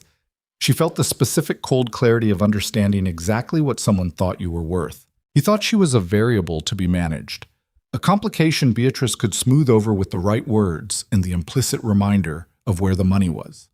He had not yet understood what she had built in the dark. That was the last advantage she had, and she had 3 days to use it. She lay back on the bed with the clock ticking beside her, and the weight of everything she carried distributed precisely across the structure of what she'd become, which was not the woman who had been recruited into someone else's plan, not the woman who had carried letters for 9 years without looking at the names, not the woman who had made Adrian's tea and bought his cedar oil and folded her grief into the practical shape of something she could carry. She was the woman with 22 letters and a stolen document and a journalist who had 3 days, and somewhere beneath all of it, in the place she hadn't looked at yet because there hadn't been time, was the question of what happened after, what you built on the other side of a thing like this, who you were when the mechanism you'd been living inside finally broke open and showed you its actual workings. She didn't have an answer. She didn't need one yet. First came the ball, and in the morning, before she could take her next breath toward it, her door opened without a knock, and Adrian Carter walked in with empty hands and eyes that were, for the first time in 6 years, entirely without ease, and looked at her from the doorway with the specific look of a man who has come to take something back and has just realized it's already gone. He stood in the doorway, and the lamp from the corridor put a thin line of light along one side of his face and left the rest in shadow. And Evelyn looked at him from the bed where she'd been lying and felt the specific quality of a moment that had been coming for 3 weeks and had arrived, as such moments always did, at the exact wrong time and with no ceremony. He looked older. That was the first thing. Not older by years, but by the particular compression that happens to a face when the performance it's been holding finally costs too much to maintain. The ease was gone. What was left underneath it was something she didn't have a name for yet. Not guilt, not quite, and not fear exactly, but the specific expression of a man who has run a careful operation for a long time and has just discovered that the most reliable component of it has been watching him back. She sat up. She did not pull the coat off the hook. She did not reach for anything. She sat up and put her feet on the floor and looked at him and waited, because she had learned in 3 weeks that waiting was a form of pressure, and pressure was what she had, instead of size or volume or authority. "You need to stop," he said. His voice was quiet. That surprised her. She'd expected something louder, something with more of the confrontational energy she'd been braced for. But Adrian's voice in the doorway of her attic room was quiet and had something in it she hadn't heard before, a kind of stripped quality, like wood sanded down past the grain to the raw core underneath. "Stop what?" she said. "Whatever you're doing." He stepped into the room. He didn't close the door, which she noted. Leaving the door open was either carelessness or a message that this was not the kind of confrontation that required privacy, and she wasn't certain which. "I know you've been going out. I know you've been at the post office on Carver Street outside of Thursday. I know you talked to Hobbs. Hobbs told you. Hobbs told Beatrice. Beatrice told me." He stopped in the middle of the room.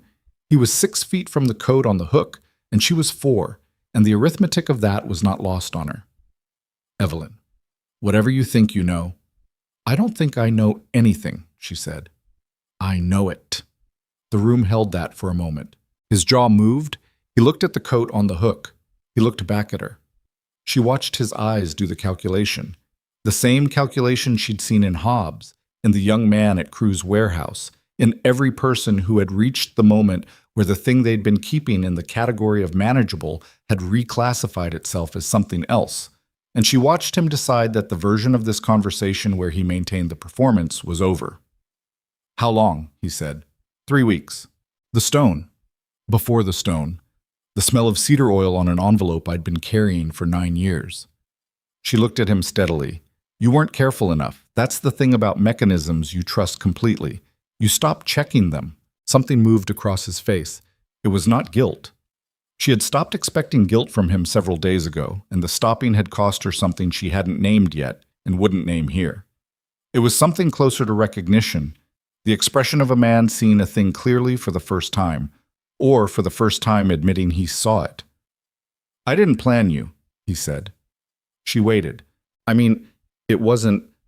When I met you, it wasn't... He stopped. He started again. The arrangement with Beatrice was already in place. The errand runner she'd had before was leaving the city.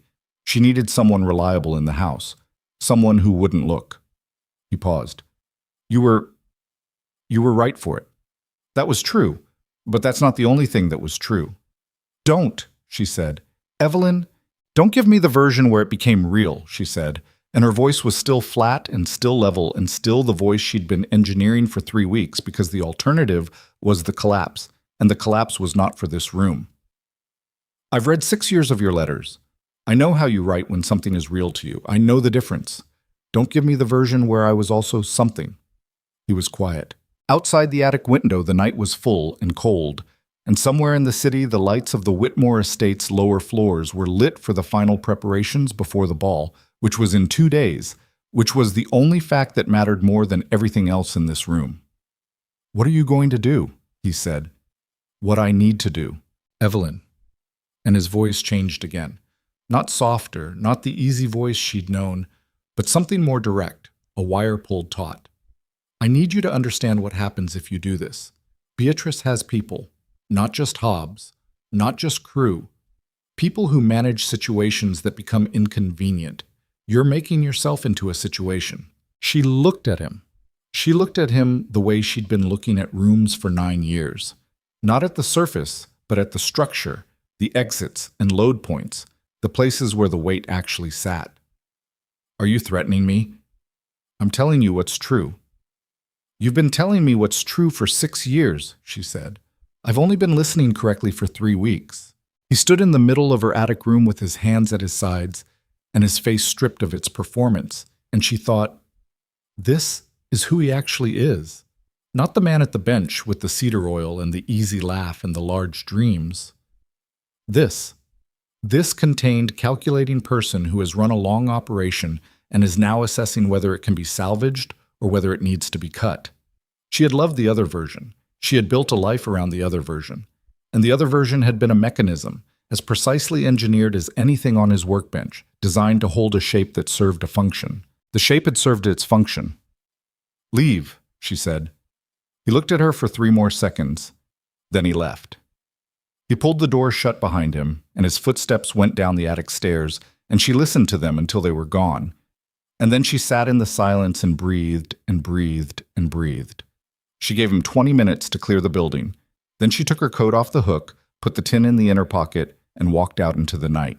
She did not sleep at the estate again. She spent the night at the rooming house on Farrelly Street, where a woman named Gert ran a clean operation for women in transit. Not a charity house, not a halfway. Just a woman who understood that sometimes a person needed one night without being findable, and who charged a fair rate and asked no questions beyond whether you needed breakfast included. Evelyn paid for breakfast included. She slept 4 hours and woke before the light changed and lay in the narrow bed and assembled the next 48 hours the way Adrian assembled watches, component by component, in the correct sequence, with full attention to the points where failure was most likely. She went to work at 7 in the morning. He was already in his office. He was the kind of man who was already in his office at 7 in the morning, which was one of the reasons she'd chosen him. She sat across from his desk and she told him about Adrian's visit. She told him about Beatrice's warning. She put Harold Whitmore's letter on the desk in front of him, the one she'd taken from under the mattress, and she watched his face change as he read it. "This accelerates everything," he said. "Yes. I need to go to the financial crimes investigator today, not after the ball. Today." He looked up. "You understand that once I do that, the conversation about your role in this becomes official." "I understand. You carried letters for 9 years. They'll look at you." "Let them look," she said. "The letters are in Adrian's hand. The payment is in Beatrice's arrangement. The courier network traces back through Hobbs and Crew to the principals. I'm the postal route. I'm also the one who ended it." She held his eyes. "That's the story. That's exactly the story." Wark looked at her for a moment with the assessing quality she'd come to recognize. Not suspicion, but the particular attention of a man whose job was to determine what was structurally true versus what was presented as true, and who had learned to feel the difference the way a carpenter feels the grain in wood. "All right," he said. "Go somewhere they can't find you for 24 hours. Give me your word you'll be reachable by messenger at the Farrelly Street address." She gave him the address. She gave him her word. She stood and buttoned her coat and picked up her bag, and she was at the door when he spoke again. "Mrs. Carter." She stopped. "What you've done here, the way you built this, most people don't have the steadiness for it, especially not in the circumstances." She thought about what to say to that. She thought about the attic room and the clock she'd bought because no one provided clocks for the servants' quarters.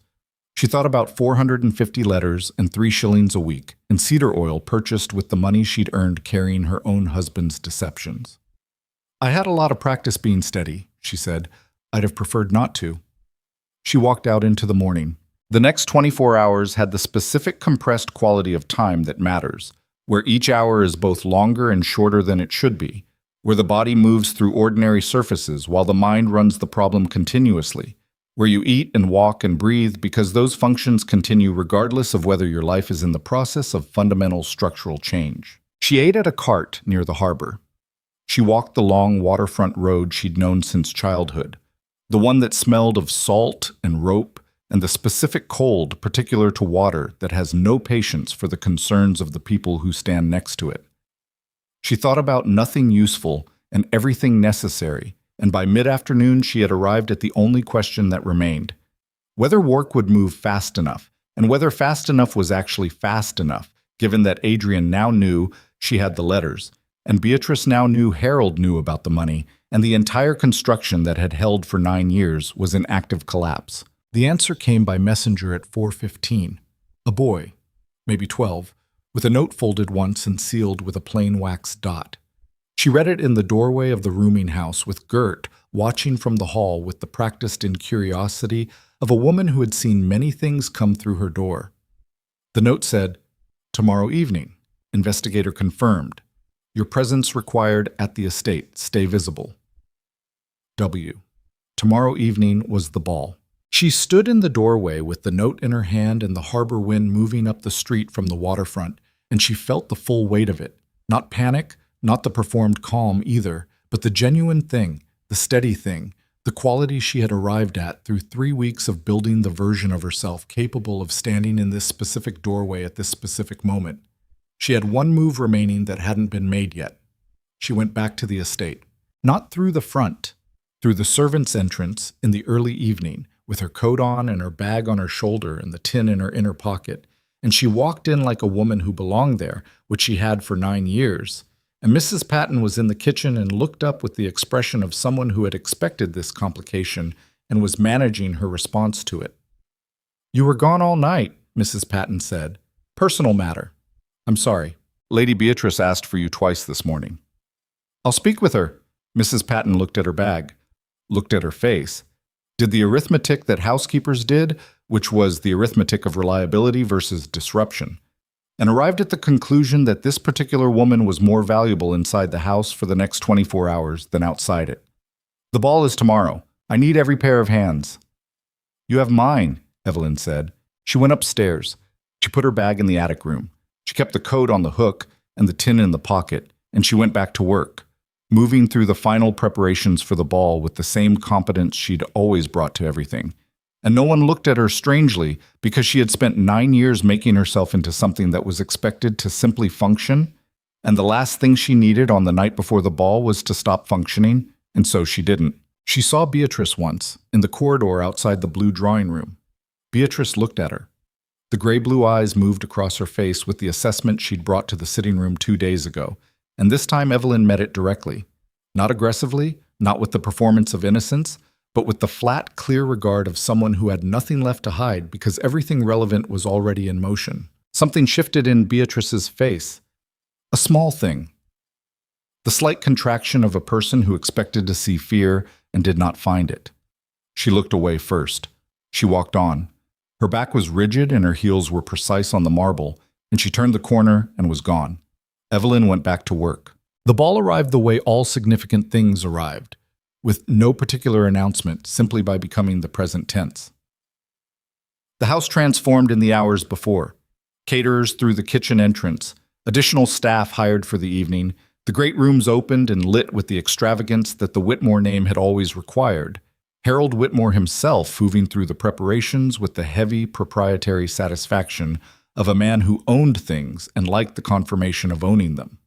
He was a large man, gray-haired, with the build of someone who had once been physically substantial and had converted the substance to weight over years of indoor authority. He looked at his ballroom with the expression of a man who did not yet know that the ballroom was the last thing he would look at with that expression. The guests began arriving at 8. Evelyn moved through the edges of the event with the practiced invisibility she had spent 9 years perfecting, clearing, restocking, managing the dozen small crises that occurred in any large entertainment, a spilled tray, a heating issue in the east drawing room, a misplaced arrangement that needed replacing.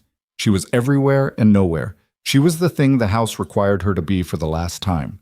At 9:15, she saw Adrian. He had not been invited. He had come anyway, which meant he had the kind of access that required either Beatrice's arrangement or his own boldness. And she looked at him across the ballroom from the doorway she was passing through with a tray in her hands, and she understood, in the specific way of understanding something you've known for a while but haven't yet confirmed, that the soon in his letters had always meant this specific room on this specific night, not the train station after the ball itself.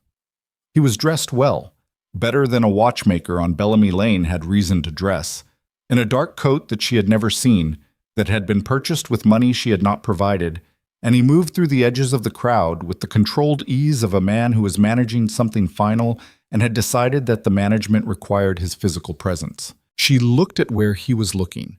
He was looking at the corridor that led to Harold Whitmore's private study. She put the tray on the nearest surface. She moved. The study was at the end of the east corridor, past the library, past the room where the house's administrative records were kept, past 3 doors that were closed for the evening because the party occupied only the formal rooms. Evelyn moved through the servants' parallel corridor, the one that ran alongside the main hall behind the wall, at a pace that was controlled because running would make a sound and sound mattered now. She came out at the library door, which was ajar, and she heard voices before she reached it. She stopped outside the door. She controlled her breathing. She listened. Lady Beatrice's voice first, low and pressured. The cases are in the carriage house. 2. We need to be gone by 10:30 before Harold does his rounds. Adrian's voice. The account transfer cleared this morning. I confirmed it with Crew's contact, the full amount. Then we're done here. A pause. Did you deal with the situation? A silence that was 3 seconds long and told her more than words would have. She has the letters, Adrian said. I know she has the letters. Beatrice's voice had a new quality in it. Not anger, not fear, but the stripped-down precision of a woman running contingency calculations at speed. How much does she have? Everything. She went to someone. I don't know who yet, but she went to someone. She wouldn't have let me walk out of that room otherwise. She'd have had something to gain from keeping me there. The account number? Possibly. Possibly. The word landed like a flat stone. Adrian, if she has the account number, we have 12 hours before they can freeze it. We need to move tonight, not after the ball. Now. The carriage isn't ready until... I don't care when the carriage is ready. Get the cases. Get them yourself if you have to. I'll manage Harold. A movement inside the room. A chair. Footsteps. And Evelyn pulled back flat against the corridor wall, with her heart doing the thing it had not done in 3 weeks. The disorderly thing. The thing that reminded her that all her engineering lived inside a body that had limits, and those limits were being tested right now in this dark corridor with music coming faintly from the ballroom 40 feet away. She thought Work's investigator was coming tomorrow. Tomorrow was no longer soon enough. She thought the account. She thought 12 hours. She pulled away from the wall.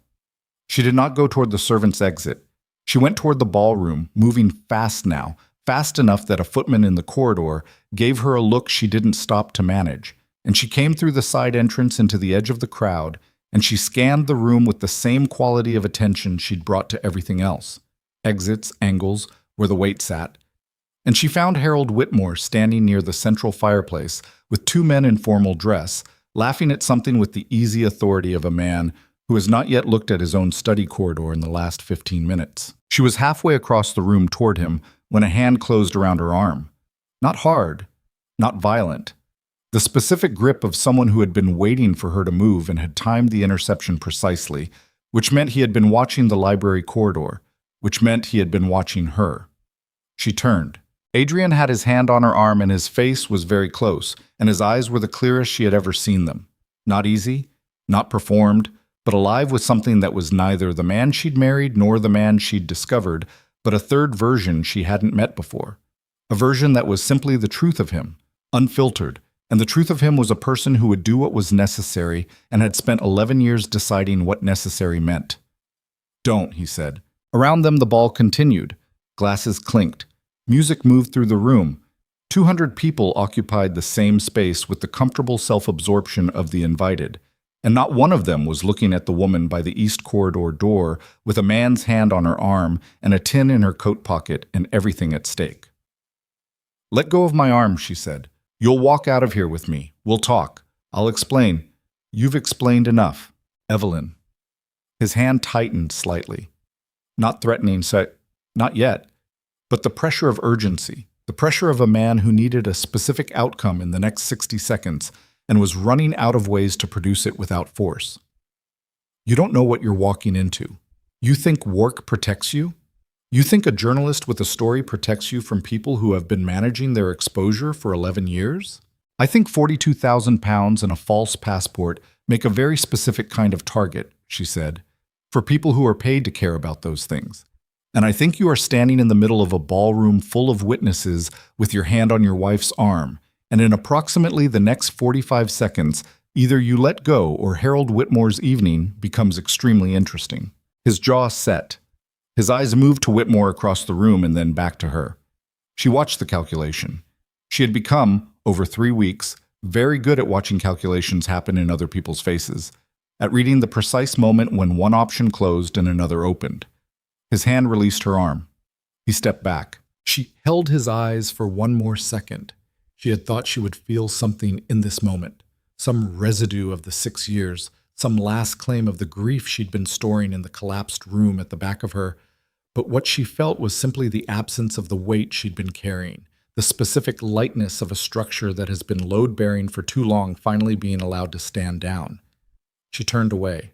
She crossed the ballroom floor toward Harold Whitmore with the tin in her pocket and the letters inside it and 9 years of invisible precision behind her, and the music played and the candles burned and 200 people talked around her without seeing her, the way they always had, the way she had always let them.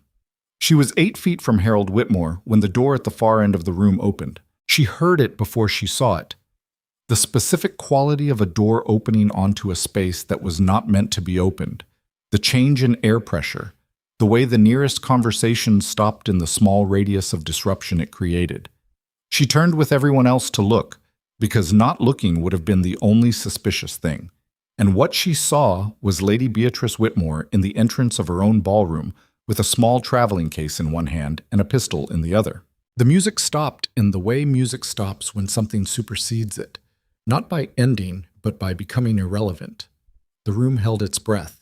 And Beatrice's gray-blue eyes found Adrian Carter across 200 people in 40 feet of floor and marble and candlelight, and what was in them was not love and not desperation, but something older and colder than either. The expression of a woman who had built an exit for 11 years and had just discovered that the man she'd built it with had planned to use it alone. "You moved the account," she said, and her voice in the silence of the ballroom carried to every corner with the specific, terrible clarity of a thing that cannot be taken back. "You moved it this morning, the full amount, to the other name." Adrian went still. "The other name," she said again. "Not ours. Yours." And the pistol came up, and Evelyn Carter stood 8 feet from Harold Whitmore with 22 letters in her coat pocket, and every eye in the room converging on the two people at the far end, and she understood, with the cold, clarifying certainty of someone who has been 3 weeks ahead of every other person in this story and has just discovered that the story had a chapter no one had written down, that the ball had not been the end of Adrian's plan. It had been the cover for it. He had never intended to take Beatrice with him at all. That was the first thing, the thing the room held its breath for and did not receive, the shot that would have simplified everything into a single irreversible fact and instead withheld itself, leaving the complexity intact, leaving the 200 people in the ballroom suspended in the specific terror of a moment that had not yet decided what it was. Beatrice's hand was steady. That was the second thing. The pistol in her hand did not tremble, which told Evelyn more about the woman than 9 years of proximity had managed to communicate. That whatever Beatrice Whitmore was, she was not someone who picked up a weapon in panic. She had brought the pistol to this room the way she'd brought everything else to every other room, deliberately, after calculation, as a tool for a specific purpose. The purpose was Adrian, and Adrian stood 30 feet away from her in a borrowed coat with 42,000 pounds already in motion under a name that wasn't his. And his face was the face of a man who had run a long operation and had finally reached the point where all the variables had resolved into a single outcome he hadn't fully accounted for, which was the specific outcome of being seen clearly by the person he'd deceived most. Harold Whitmore said, "Beatrice." His voice was the voice of a large man who has just been struck by something he didn't see coming and is managing the impact with the instinctive dignity of a person for whom dignity is load-bearing. He said her name once, and then he said nothing else, because there was nothing else that covered what his ballroom had become in the last 45 seconds. Evelyn moved, not toward Beatrice, not toward Adrian. She moved toward the east corridor door, the one that led to the library, and she moved at the pace of someone who had a specific destination and a specific purpose. And she did not run because running in a silent room was a declaration, and she was not ready to declare yet. She moved like a woman who worked here, which she still did, which was the last form of her invisibility, and she used it without sentiment. She was in the corridor before anyone thought to stop her.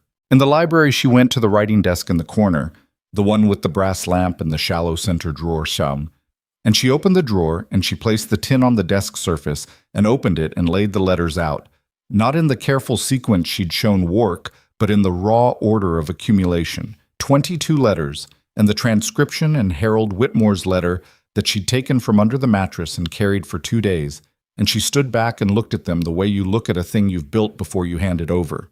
Not with pride, because pride wasn't what this was, but with the specific recognition of someone who has done what was required and is about to stop being the one who holds it.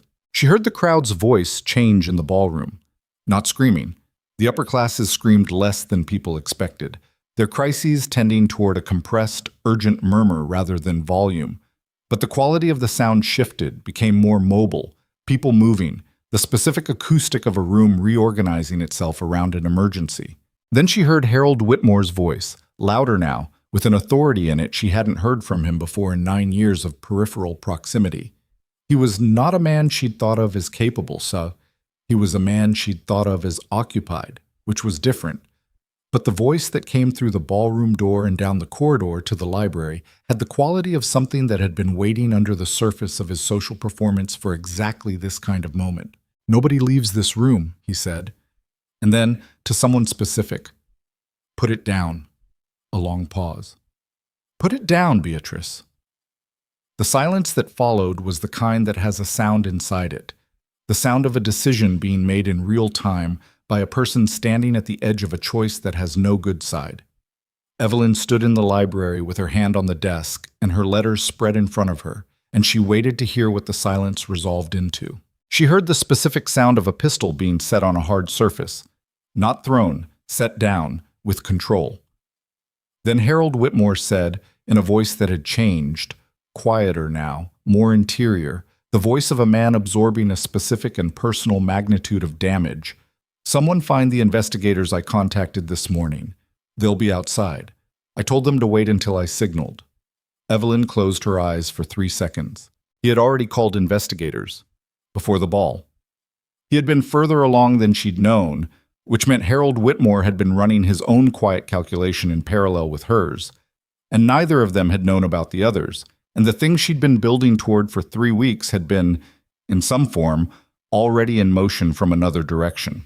She opened her eyes. She looked at the letters on the desk. She had carried them alone for 3 weeks, and she could put them down now. She gathered them into the tin and closed the lid and picked it up, and she walked back to the ballroom. What she walked into was the specific aftermath of a scene that has exhausted its drama and arrived at the administrative stage, which in some ways was worse, and in other ways was the only stage that actually changed anything. 2 men in plain clothes, the investigators, who had indeed been waiting outside, who were now inside, who moved through the room with the contained professional authority of people who did this for a living and did not find ballrooms particularly unusual venues for it, were speaking with Harold Whitmore near the fireplace. Beatrice sat in a chair near the east wall with her hands in her lap, and her face arranged in the expression she always wore when she had nothing left to perform. The pistol was on the mantelpiece. The guests had arranged themselves into the guilty geometry of witnesses, not wanting to leave because leaving implied guilt, and not wanting to stay because staying required them to look at things they'd spent their lives carefully not looking at. Adrian was not in the room. Evelyn scanned it twice to be certain. He was not there.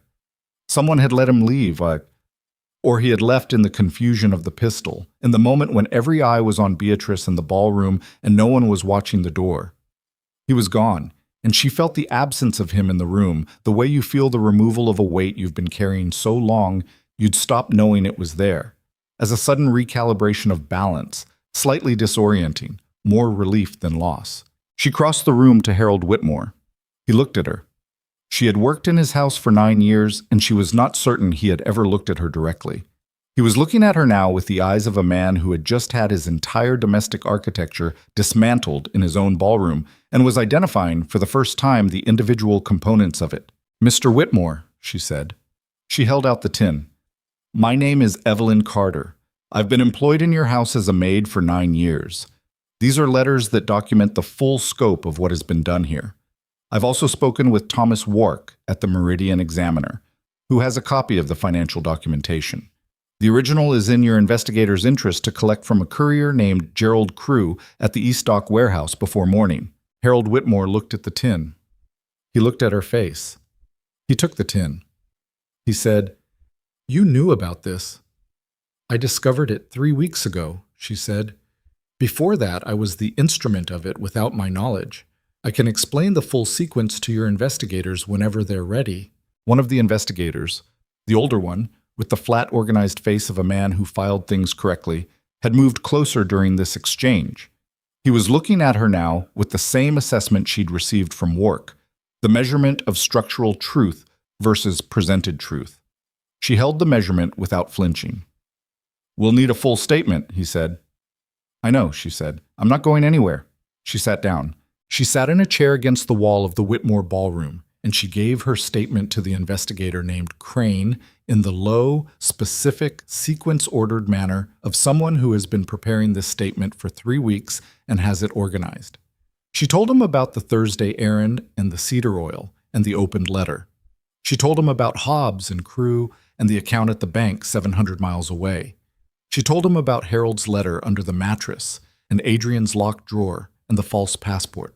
She told him about Wark and the meeting and the copies. She did not tell him about the 3 seconds she had stood in the laundry corridor while a pair of shoes stopped outside the door. Some things were evidence and some things were hers. Crane wrote everything down with the unhurried thoroughness of a man who understood that the quality of the record mattered more than the speed of it. He asked clear questions. She gave clear answers.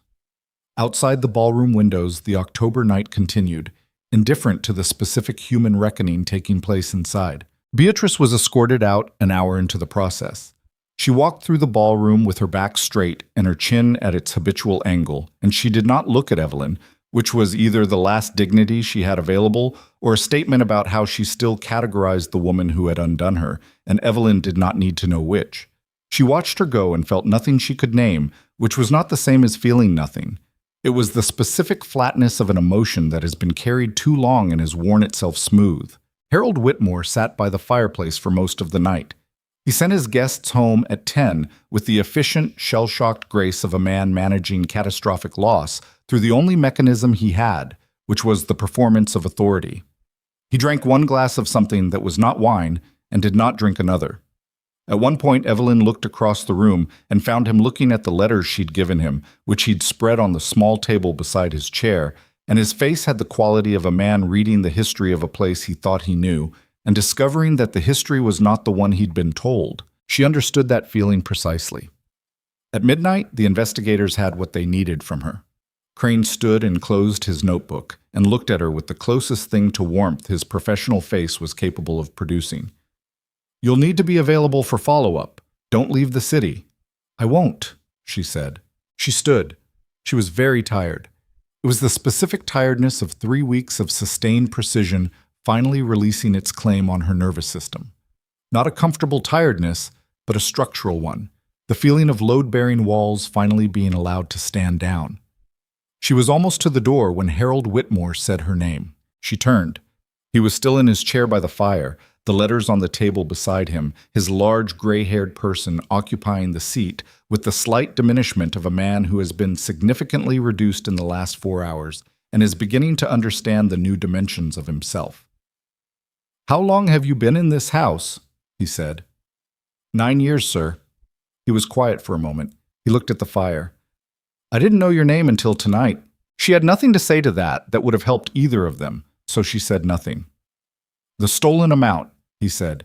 "The investigators think they can recover most of it. The account transfer Adrian made this morning," he stopped. The name sat strangely in the room between them. "It can be reversed if they move before the bank opens in the morning. Crane says there's a good chance." "That's good," she said. "Because of what you did," he said. "What you built. The letters, the courier records, the timeline." He looked at her. His eyes were tired and direct, and for the first time in 9 years entirely without the social performance she'd always seen on him. "You did that alone." "Yes."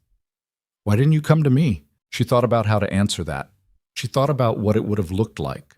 A maid presenting herself at Harold Whitmore's door with a story about her husband and his wife, 3 weeks before the evidence was complete, asking him to believe her on the basis of her word alone.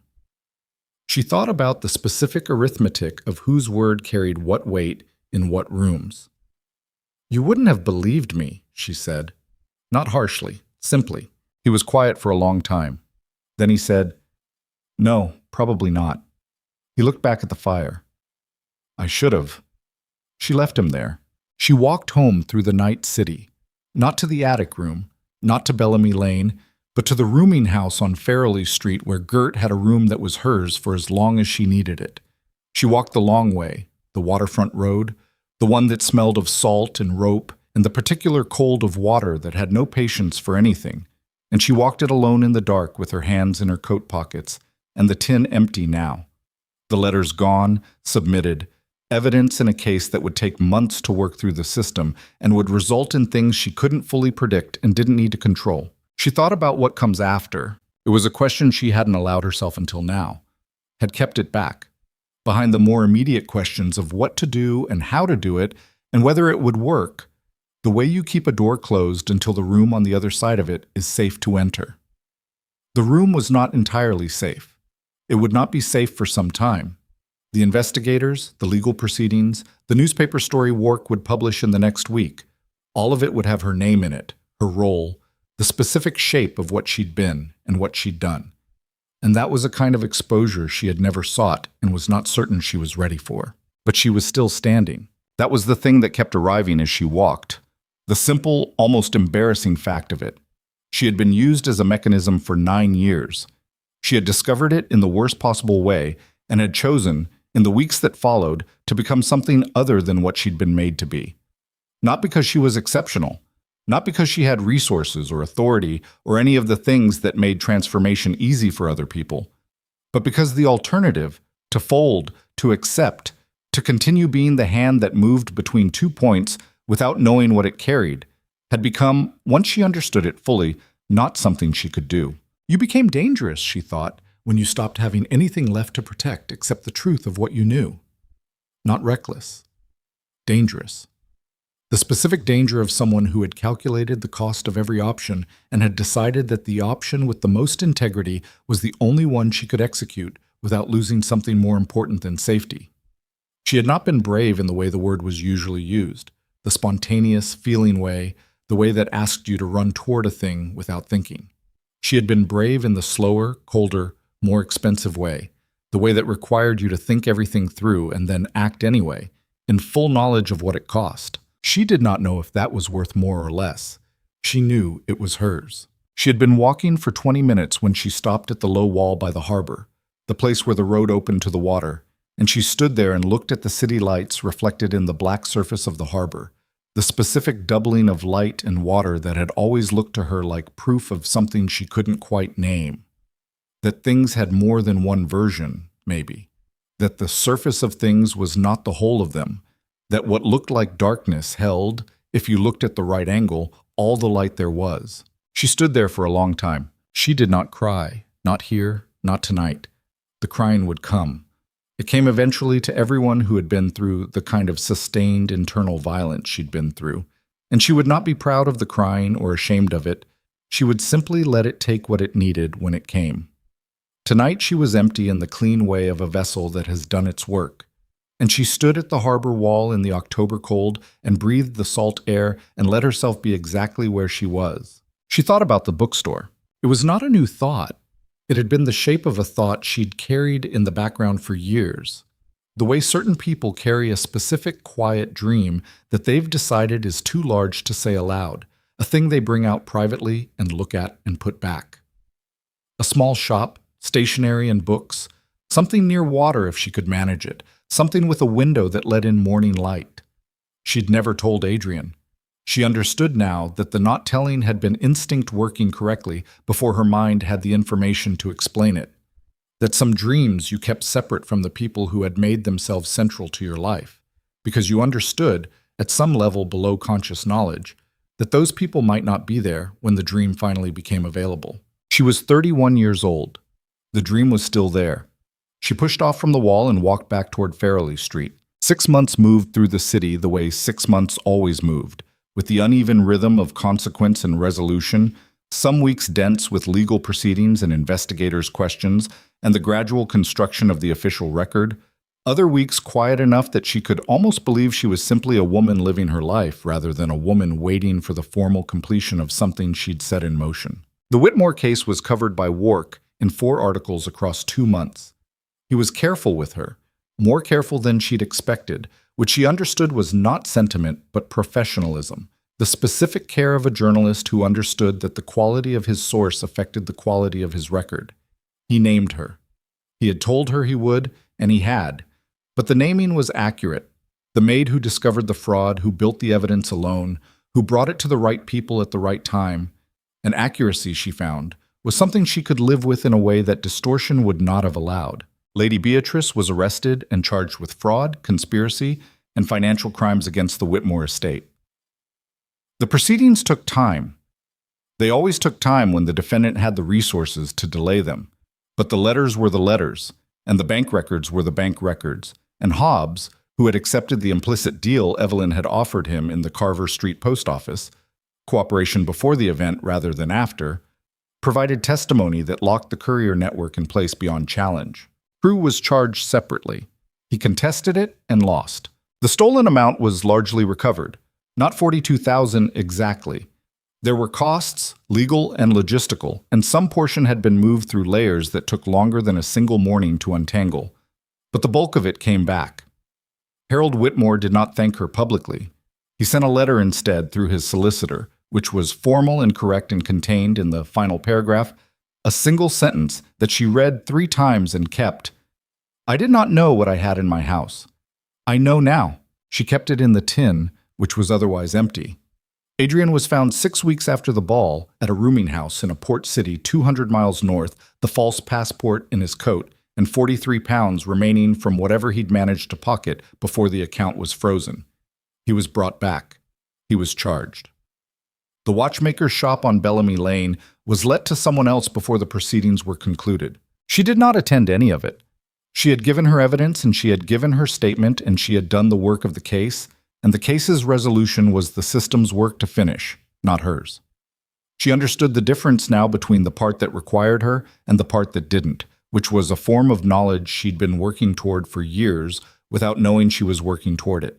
The knowledge of where your responsibility ends and what comes after it. What came after it was the shop. She found it in the spring, 2 streets back from the harbor, in a building with a window that let in the morning light exactly as she'd pictured it. Not dramatically, not the golden theatrical light of a better story, but the ordinary working light of a harbor morning, gray-blue and honest and sufficient. The rent was manageable on what she'd saved. The previous tenant had left shelving. She spent 3 weeks painting the walls themselves requiring more preparation than she'd anticipated. And she did it herself because she liked the physical work of it, the specific satisfaction of a thing becoming what you intended through the application of direct labor and patience. She stocked the shelves with secondhand books first, which were cheaper and which she'd been reading her whole life and knew how to sort and value.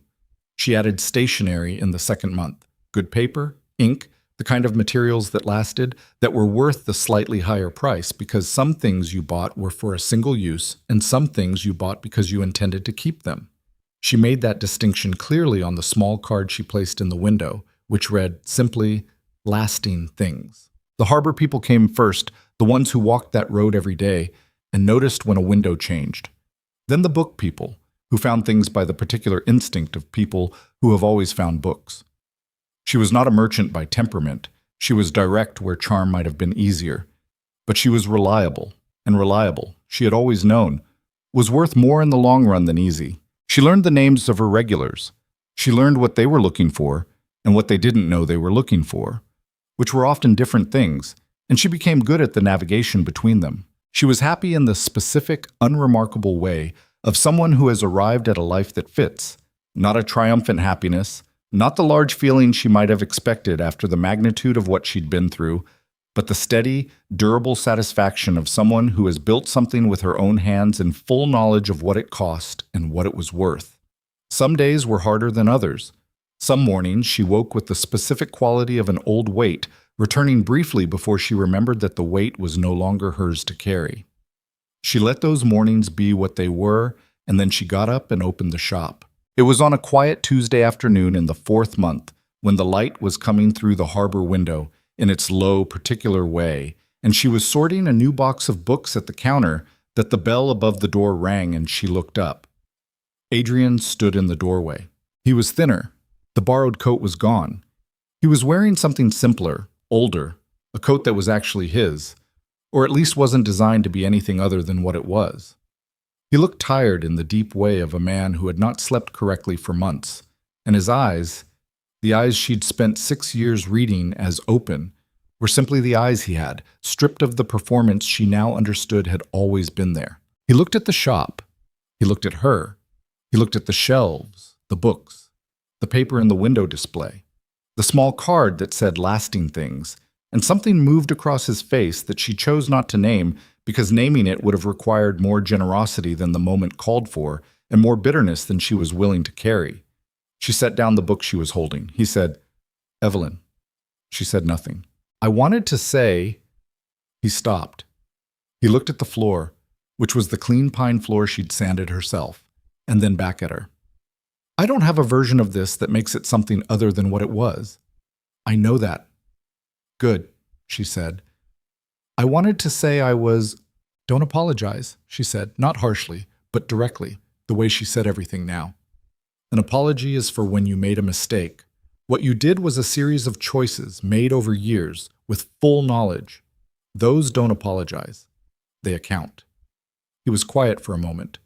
She went to the counter and she took a sheet of paper from the display. Good paper, the kind she stocked because some things were worth the price. And she crossed the shop and she held it out to him. He looked at it. "For once in your life," she said, "write the truth." He took the paper from her hand. His fingers were the same. The watchmaker's fingers. the ones that had been careful with small things and careless with large ones. She felt nothing in the transfer that surprised her. She had expected to feel something and found instead the simple fact of paper moving from one hand to another. She walked back to the counter. She picked up her book. She did not look at the door when she heard the bell above it ring his departure. She stood at the counter in the morning light from the harbor window, and she breathed in and out and let the shop be the shop. The smell of old books and paper, and the particular dusty warmth of a small room that was hers, that she had painted and stocked and opened, and that bore in every shelf and surface the specific evidence of what she had decided to become on the other side of the thing she had survived. Outside, the harbor moved. It had been moving before her and would move after her, which was not a comfort exactly, but was a fact she found useful. That the world's indifference to personal catastrophe was also the world's indifference to personal smallness. That the same water that didn't care about her suffering didn't care about her limitations, and she was therefore free to be exactly as large as she was capable of being. She had carried other people's words for 9 years. From here, in this room, with paper on the shelves and light on the window, and the harbor doing what the harbor did, she would carry only her own. That was enough. That was, she had learned at considerable cost, exactly enough. The bell above the door rang again. The older woman who came in every Tuesday for a book of poetry and stayed 15 minutes to talk about it. Evelyn looked up. "Morning," she said. "Morning," said the woman, and came inside, and the door closed behind her, and the shop held them both in its ordinary, sufficient light.